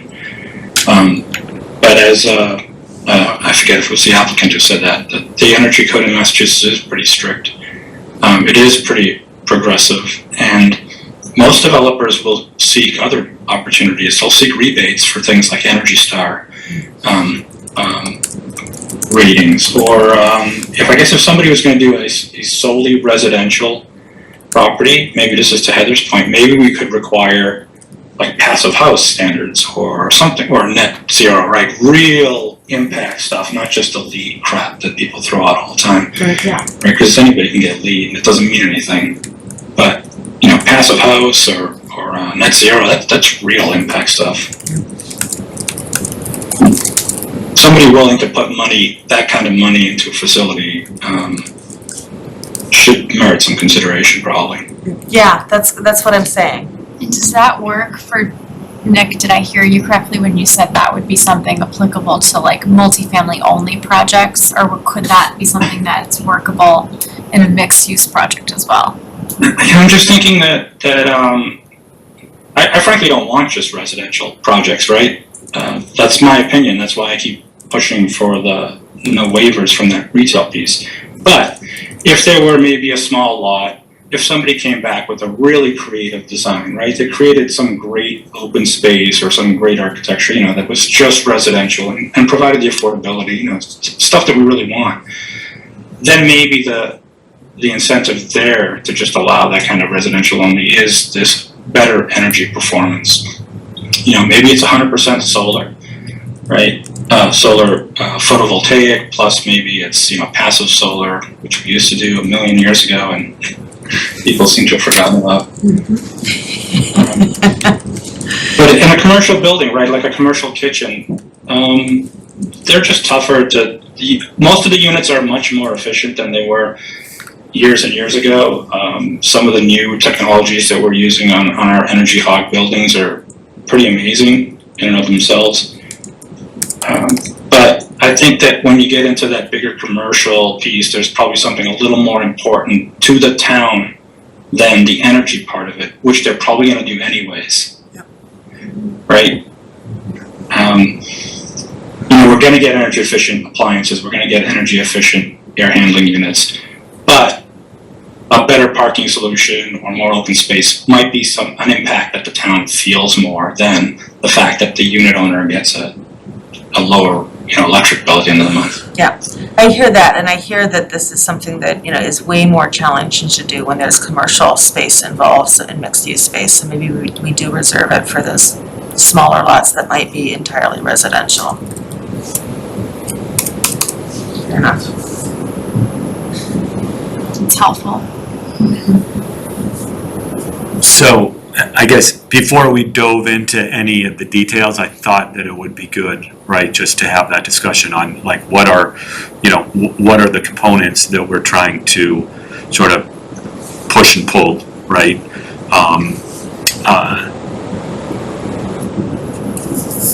And prioritize, right, honestly. Right, and I think Nick said it, right, it was said before that commercial component, I think that's something that shouldn't be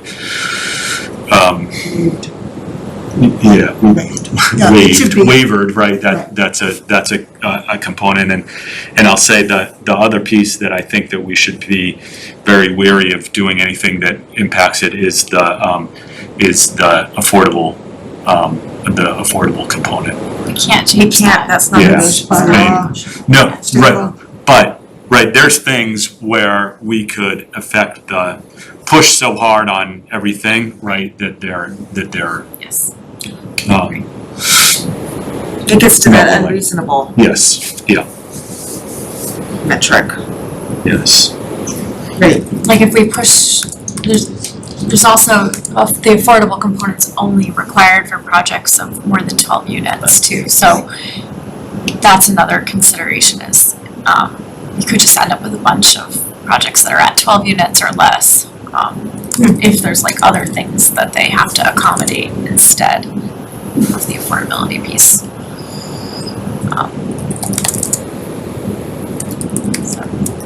Okay, so should we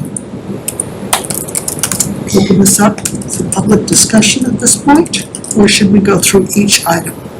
I mean, I guess I'm curious to know if you think, generally speaking, that we're going in the right direction with these this waiver, the tiered kind of, are these the right tiers?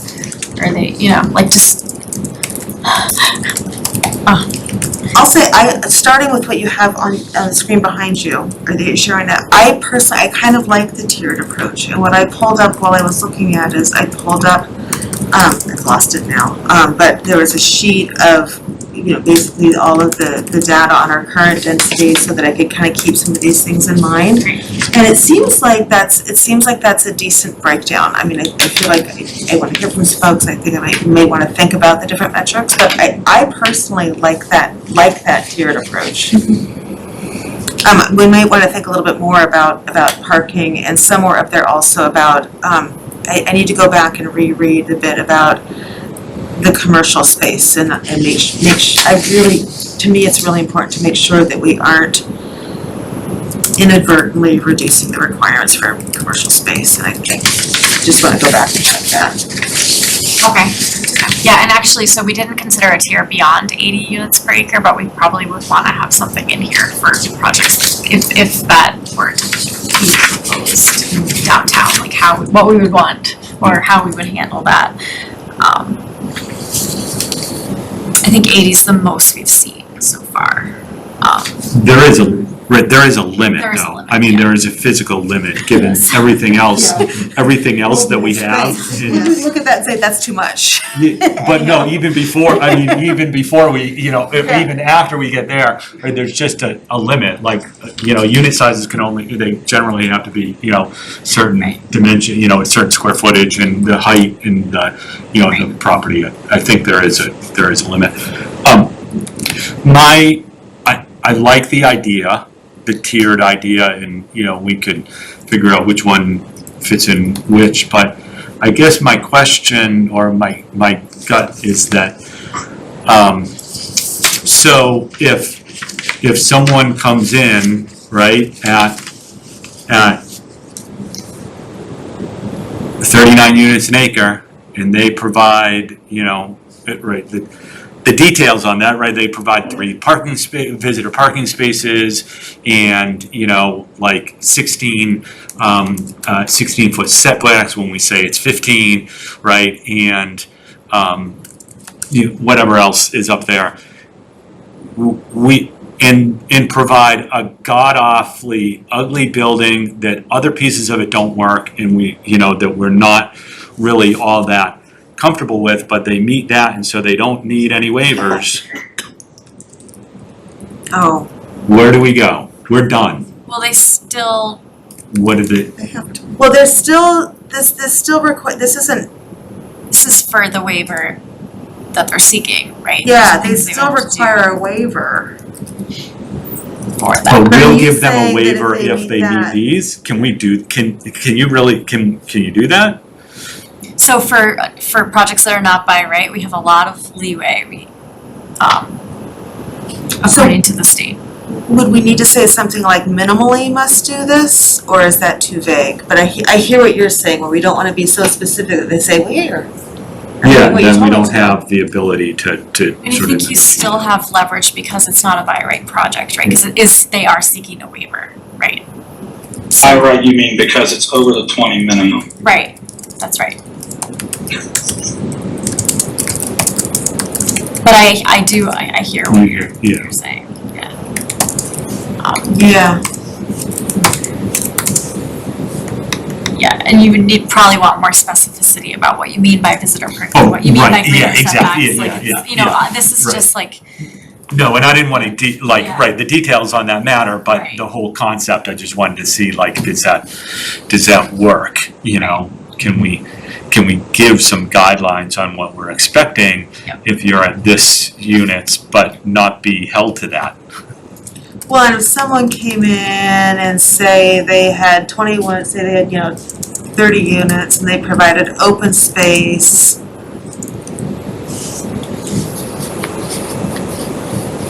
Well, I think I'm actually talking myself out of it, but they didn't provide anything in the top 4, I don't know. Right, if they did a mix and match that didn't quite work for us, right? Is that what you're getting at? yeah, Where they picked one down at the tier 3 and say, I'm good. And I know we're not to the level of mixing words, but maybe requirements is the problem. Is it, do we go back to recommendations? So for instance, this is, we want to see more and more of these benefits as you go up. I'm undecided on that too, because I kind of like requiring some sort of minimal improvement. yeah, Do we they- have a minimum number of units that requires them to put in the commercial piece? No, I'm getting so much feedback. This is proposing that at 21 units, they're required to put in the commercial piece. Well, it says or. Oh. Yeah. sorry, Nick, were you asking about the current bylaw? The current bylaw, for them to do a residential only, is there do we have a minimum number of units or a max number of units or something? So 12 units they would do. Commercial only, yeah, so multifamily is defined by the state as 4 units. And then they still need to meet the minimum density of 20 units per acre. There's no number at which they have to provide commercial though. They could do a fully multifamily project that had 50 units. No 40R? Right, so they can do strictly multifamily or they can do mixed use, yeah. So they could come in, right, someone could come in at 20 units an acre because they have to. And at 20 units an acre because they don't want to ask for a waiver, right? And provide everything else that we have, the loading space and all the things that we generally, like we get waivers for. And voila, right? Because but that's really the only condition where they're not seeking a waiver from us. Right. Right. Is if they're at 20 units an acre. Yeah, I mean, every project, even the 14 Chapin Ave project, which is just 3 units, which we got a waiver from the state to allow us to do a multifamily project that wasn't 4 units, if you remember. Right, yeah. Because they still were exceeding the 20 unit per acre minimum. They were at around 21, I think. Yeah. So, Right. right.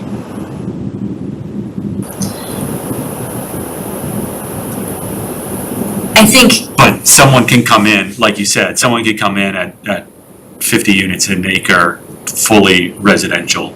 right, And if they meet everything else, but they're still gonna have to ask for a waiver from us to be yes. more dense than that. Right, and the limitation for that is that they get a max 33-foot height if you don't give them a waiver for Oh, more yes. height, right? So I think, Yes. I don't know how much that factors into why we're getting a lot of mixed use projects or not, but Well, I'm that's sure it. it's, I think the math works, right? You're 33, you're still get, 3 floors of Yeah. residential. Right. 45, you get 3 floors of Right. residential plus the commercial on the bottom, so right. So I don't know, but, yeah. plus half parking. I mean, I think like Next part. basically the commercial, Yeah. the ground floor commercial with the parking in the back is how they get the It's how they're parking for the making it work. residential, right? So Yes. it's Yeah. like they need the height to get the parking, so then Yes. they have to give us commercial, right? It's kind of like solving for the commercial, Yes. yes. Which is probably why it's getting smaller and smaller every Yeah. time.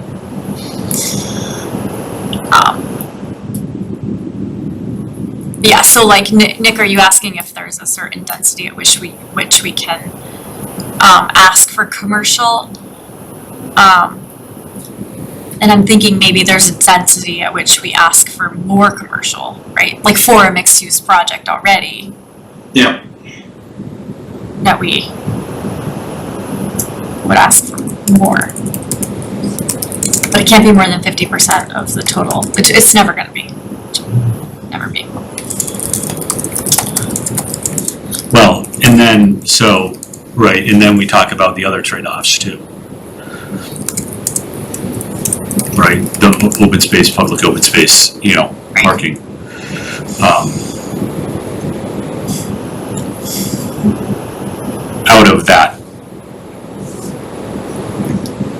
Out of that framework.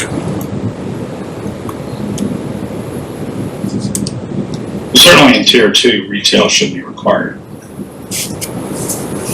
Yes, I agree. Yeah. I almost think retail should be required even just at tier 1.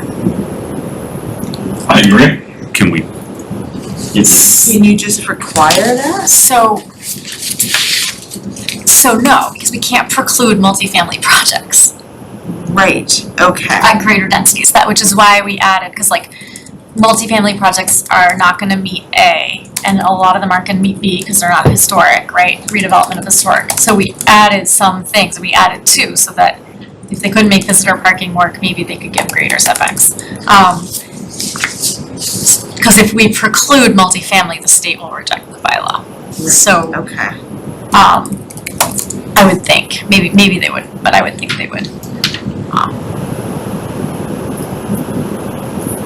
But we can say in a mixed use project, a certain percentage of retail or more commercial, right? What about this? I'm just trying to think about, again, kind of the goals that have come to us. Visitor parking is nice. What about, I'm thinking of a multifamily project that would come and choose to, I'm thinking about tier 1, that would choose to it's not gonna be mixed use, it's not gonna have retail or restaurants on the street level. Is that where we want them to minimally have, say, outdoor amenity space for the residents of their building? And then at the tier 2 is where we go and we say we want to have open space that provides connectivity in the downtown. I'm trying to work in this open space concept, at least for the residents of the building, at that tier 1 level. Okay. And again, it's, so the residents can, we don't have it, or we've got a ton of open space in Reading, we don't have a ton of open space right down here in the downtown core, and I've said it before in hearings, that I think it's important that people have a place to get some fresh air.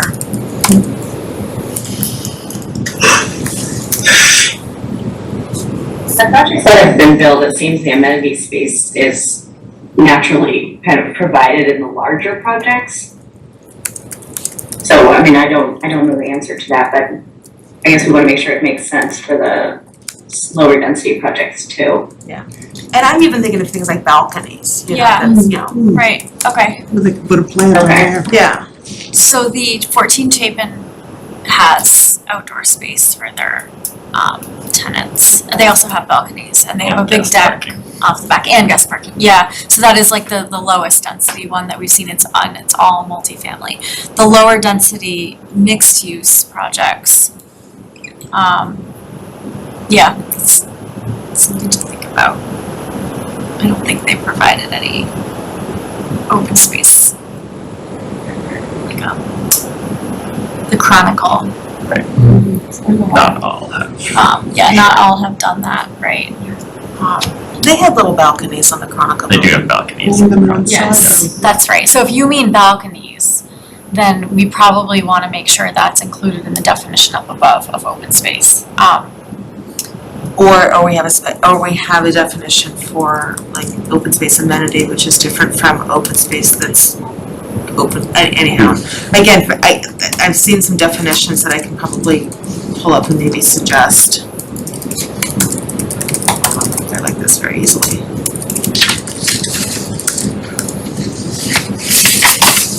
Yeah, I agree that should be defined as maybe like a third sub-bullet here.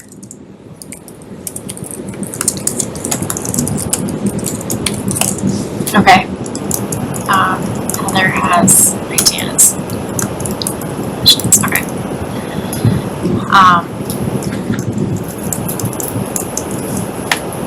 Take it out of here for now. So somewhere in here, right, you brought up the idea of greater than 45 foot height. Did you talk about And that? I get the I get the sort of the mindset of maybe doing that, right? Because if you're taking ground floor space for open space or green space, you're decreasing right now, which is typically 4 stories of square footage out of the building program there. And, that one could say, so what, right? Some might say, well, then the project isn't buildable. The natural reaction is going to say, okay, for every 4 feet you take off the ground for open space or for additional parking, then, is there a way you can accommodate on the top for additional square, to keep the square footage whole? And maybe there's a split, there's a sort of a mindset split difference there. I have a hard time seeing, buildings that are dramatic, much higher than 45 feet, sort of fitting in, within the context. There's reason why 45 feet was established to begin with. It also works with with what is economically viable. I mean, look around the state and everyone's building, 4-story multifamily units. So that we know that it's economically viable to do that. Yep. I don't know, I have a hard time seeing, maybe that's okay. I mean, maybe that is a trade-off we want to consider, is taller buildings for more open space or more parking. I'm not there. I'm not. I'm not there. I'm not either. Yeah. I think that's a level to which we cannot rise. Sorry. Tony, did you have something to add? Well, for the exceeding the 45-foot height limit, it sounds as though 45 feet gets you 4 floors.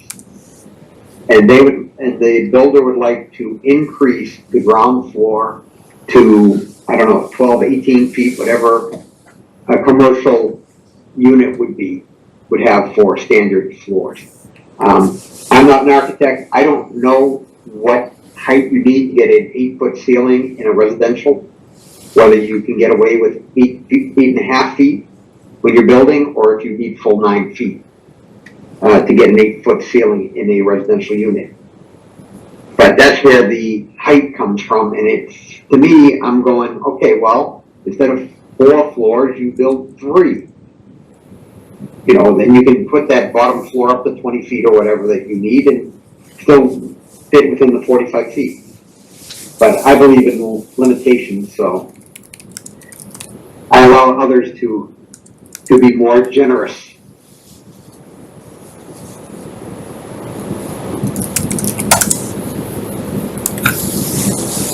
I'm gonna say I challenge us to find a place anywhere in the state that has been built recently with 2 floors of residential on top of 1 floor of commercial. I'm not saying it hasn't been done, but that's not it's not an investment that is typically made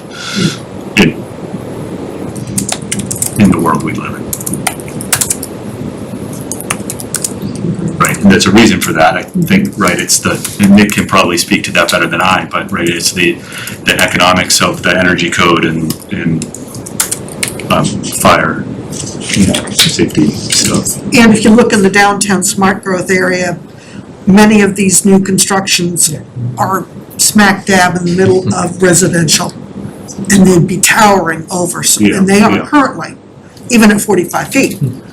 There is one local example that we were just thinking What's of, that? 18 Woburn, the property that abuts the CVS access, is that?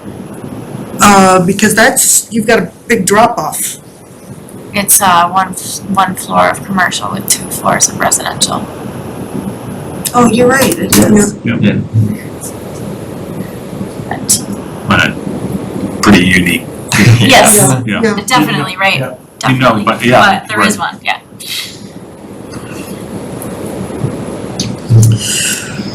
I like the way And I believe the process constraint for- on that is basically the parking. That if they could somehow get more parking in there, they'd have another floor.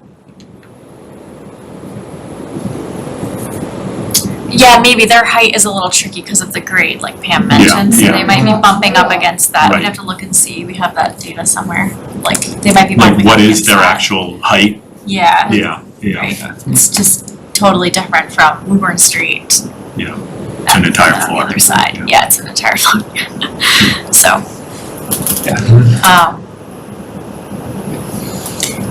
I don't wanna speak for CPDC, but that justification that the developer provided does seem like good waiver justification at points, like to allow for increased height for garage loading or commercial space. It's just worth having the waiver discussion over allowing it by right.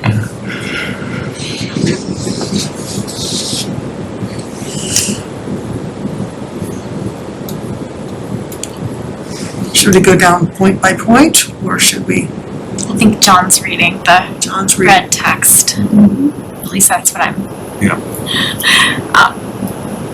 Madam Chairman, Yes, may I make a recommendation that you open the public hearing to at least get the input of the public on what Yes. they're looking for at this point? yes, I'd like to be able to do that if we might. Okay. I'd like to open the public hearing for discussion. I'll stop my screen share so I can see everybody. So if you'd like to make a comment, please use the raise hand feature under reactions. And we'll call on you as we see you, and then we have Mary Ellen here Yes, in the please. audience, so. Okay, Mary Ellen. Why don't you come here so that we can make sure we can capture you on screen? I don't know. I'd rather just speak from. Hi, all, just a Yeah, no one quick, can hear you comment that if you're talking and you're not standing here. Okay. That's why we ask it. Is someone else talking? It sounds like Dave. Sounds like Dave. Is it Dave? I apologize, I'm on the phone, so just at some point, if you could let me talk by phone, I'm the one on the 857 number, thank you. Why doesn't we just let him Mary know? Ellen, if you wanted to pull up Yeah, a chair, then I'll you don't have to wait if Dave stand. wants to. Hi, Mary Ellen O'Neill. I just want to, I'm not here to comment on any specific items, because I think you do have to, go through all these, and I know you're going to have other meetings. I just have 2 points I wanted to make tonight based on some of the things that I've heard is, how are we, with all these things, how are we going to assure that we get a mix of some of the things that we want? And I know we have lots of open space, especially to the north of town. We don't have much here. We're not looking for wide swaths of open space downtown. But you have to admit that the little open space in front of the Chronicle is gone. There's a little open space at the old Rite Aid building with some trees that I've always enjoyed and parked my old dogs there when I used to do errands there. That's likely going to be gone. And we did send that letter in about the open space that looks like public, but it isn't really, in front of Chute Street. And if you don't push back on that, that's gone. Those are pretty much all that's left downtown, other than the common, are those little elements. So those three are pretty much gone. Then we have nothing. And then we have every building, at the street line, and we're closed in, and we don't have any sense of breathing. So we have to somehow make sure we, not on every single site, but that we don't have so many exclusions and waiver or whatever trade-offs that we get nothing, and we end up with that sort of too urban feel, because most people will support the increasing density and the growth, but they still want to have that like more of a suburban downtown, however that's created, so we have to keep that in mind. Good. Yep, thanks. Thank you very much. Okay. And who's on the line? So Dave Talbot has his hand raised. Okay, Dave, go ahead, please. Can you hear me? Yes. Okay, thank you. Thanks, everybody. Appreciate the opportunity to comment. Just listening to all of what you were saying, and all of what you said sort of made sense. And I think what would make this whole process easier would be to work back from defining where are the little places we can create some open spaces, and where are the masses of buildings going to be. And if I'm not mistaken, there's not actually a master plan for the downtown. Is that correct? That defines these types of things. There's zoning, but there's not a master plan. That is correct. So I think that's kind of the heart of the matter, and I credit Sarah Bucalaccio for pointing that out recently in a conversation. Is like, the big picture is, if you had that and said, okay, like the spots that Mary Ellen just mentioned, especially the one next to Rite Aid where you have a start with some mature trees and an open area, if you said, okay, there's a great spot right here in front of what is, I think we would all agree, the biggest and bulkiest of them all, 30 Haven, it would then be across from that. And boy, would that beautify the whole depot area, immensely. And if you were somehow, I know there's trickiness with land acquisition or how to do that, but pick a couple, 3 spots like that and plan around those types of open areas. Then you don't have to go through this torturous exercise of these million different levers and waivers and which trade-offs we do. If you keep doing it on a site-by-site basis, I'm not sure you're going to get that type of thing. And you know what? You don't need it everywhere. You don't need it for every project. Like, I looked at the Chronicle as its building as it ended up, and I said, that looks pretty nice. And it's a good spot for it because it's right up on Main Street. It's backed into an auto body shop, and it's got, you know, another commercial across the street from it. So it makes sense to have that fill the whole site. But other ones, you maybe you wouldn't want to do that. So that's my top level feedback. If there's a way to do a master plan, and then back away from that to say, where do the buildings go around these open areas and these walkthroughs, it would be great. And one of the ones where I think, you know where I live on Linden. I walk down, I see the back of that building, and I'm up 30 Haven. It's like, ugh, you know, it's just not an appealing destination. And you know, Brandy Court going behind that building could have been a beautiful promenade type of thing. So I'm not saying you should try to do that now, but that's the top level piece of input I wanted to provide. And if there's anything we can help do to help you, if you agree to try to do that, then you don't have to really change much in the zoning, because you've created the spaces that people are looking for. Now, looking back at the little stuff in your edits, taking the last part first, where you had tier 3 conditions, I'm going all the way to the other end of the little stuff. I think the trade-off, those aren't enough things for the developer to give them that tier 3 level, like solar panels or that they're going to figure out how to share parking are not enough, and that those should not belong as, if they do that, they go an extra 10 or 20 units. The affordability piece, on the other hand, would be the one if they do, but then you'd have to dramatically define how much more affordability gives them, you know, the extra boost. So, but that's little stuff. It's really the big picture thing that I just mentioned that I wanted to get across tonight, and also point out that, as you saw, the 56 residents have signed a letter asking you to save the existing area, which is only 680 square feet at the tip of the Chute Street project. This is not a big ask. I don't think it really results in big dramatic trade-offs in town goals to preserve that existing spot. I don't know, what would it knock off, a unit or two max of a 31 unit project, if that. So I don't think some of these things really trigger the kind of scary trade-offs that have been discussed in the last few minutes. I'll leave it there. I've talked too much, but that's my feedback, and I look forward to continuing the conversation, and thank you all for the work you're doing. Thank you, Mr. Talbot. A couple of thoughts, if I can. Please. The town actually has done some planning, some master planning, right? I'm looking at Julie here, in the streetscape design efforts that have been done right along. I don't know exactly the scope of that, but right, I mean, that's the public space that we as a town own, has had that design work done, which would essentially be a master plan for much of the publicly owned spaces.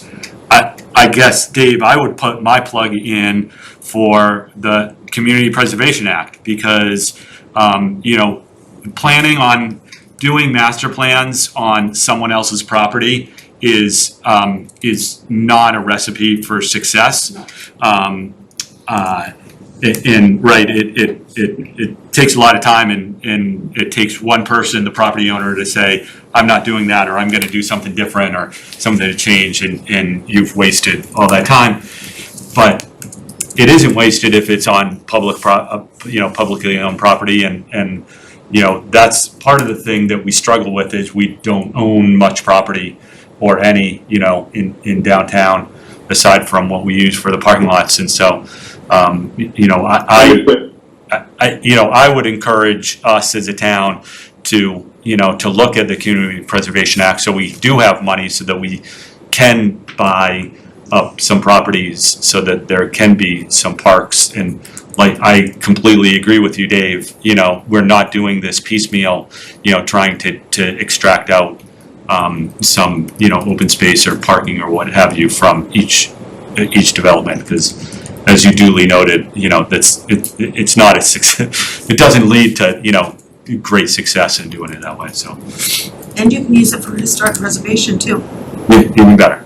So, I mean, one thing that could play into what Dave is saying, though, is that we do own the bike. We do control the right of way. And so, like the discussion that came up at the last Chute Street meeting where they're talking about modifying the intersection there from Chute and, Randy. blocking up on all the street names, right? Yeah. What happens at that corner or potentially other sidewalk edges, if we can expand those to create these outdoor platform spaces that belong to us. And then somehow, when the development comes along, we make them play nice with it. Yeah, that's exactly, I think, what John was getting at with the Streetscape Phase 2 project for the Lower Haven and High Street area. Beta Group is helping the town with a concept for that, which was previewed at the Economic Development Summit back a couple months ago in October. And we are coordinating with the developers of the properties that are abutting it to try to have that vision realized and expand, like you mentioned, the areas that the town owns, make them more pedestrian friendly and make them more amenities for the community. So I can share that with you all if you haven't seen it. I saw it, it looks good. Yeah. But I had,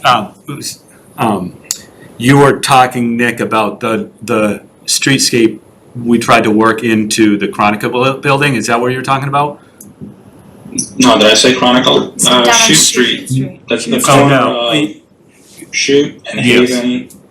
Right, I think there was discussion at the last meeting, I wasn't there, but I watched the video. They were talking about what to do on that corner in front of the Green Tomato right now, right? Yeah, I think that's What to do there. Yeah, I think that's what Dave was referencing, although I haven't seen a petition, but I think that's what Dave was just referencing. No, the reason why I brought up the Chronicle building, right, is because we worked with them and the town and Ryan, the town engineer, to try and work in a little public space there into what street is that? Chapin, yeah. And so hopefully that is not going away as that project evolves, as, because it's on town property, right? It's in the decision, so it shouldn't be going away. And they went to. No, not that Yeah. they make it go away, but the town, right, it's on town property, so. Sure, but Yeah. no. So, I think that's, to Dave's point, is trying to eke out those little spaces. So hopefully there's one where we were able to do that. Yeah. And hopefully that'll be nice. At least it's an attempt. Those two big trees already cut down, Can't tell. big red maples. No, not yet. At least I noticed like 2 days ago. Got my heart. Are there other?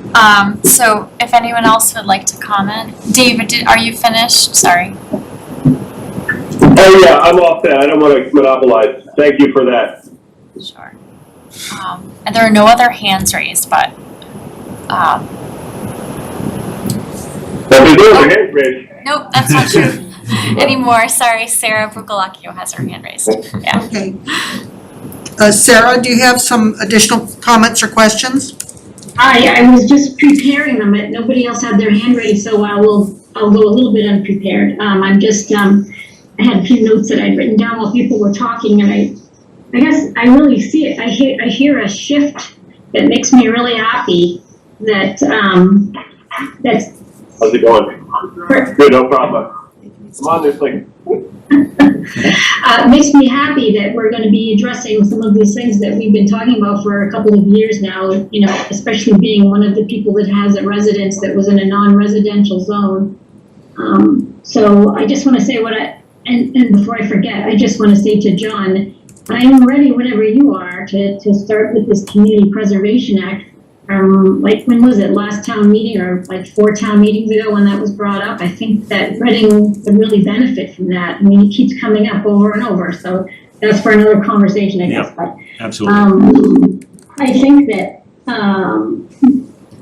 adding on to what Mary Ellen was saying, succinctly, it's like, how can we get what we want? The blend of the open space, the look that we want,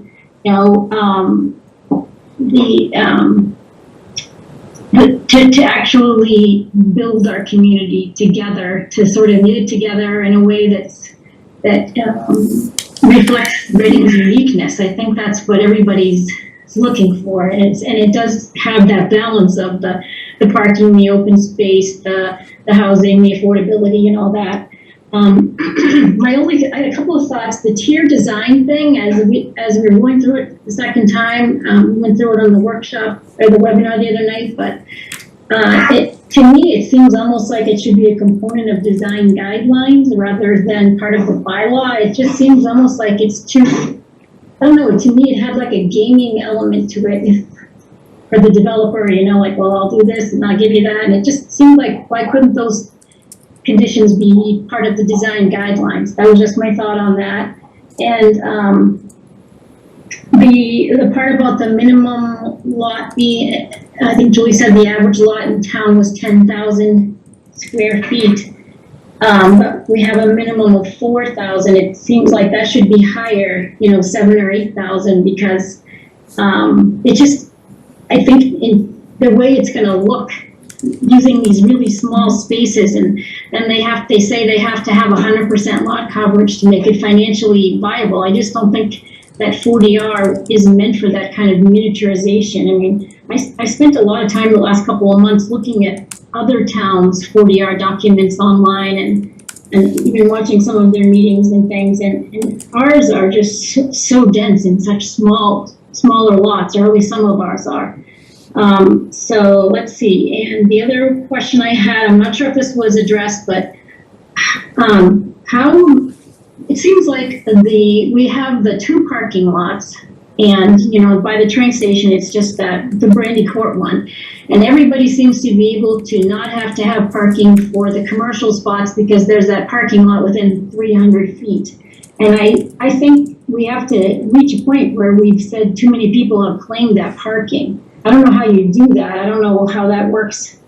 But somehow you have to take a look at that, because I'm also on the park committee, and I've learned more about the parking in town in the last 32 years than I think I ever thought I would. And it's just not going to get any better. Excuse me. It's only going to get worse. Who knows what the future is going to bring for that? But in the meantime, I just don't think we can keep allowing commercial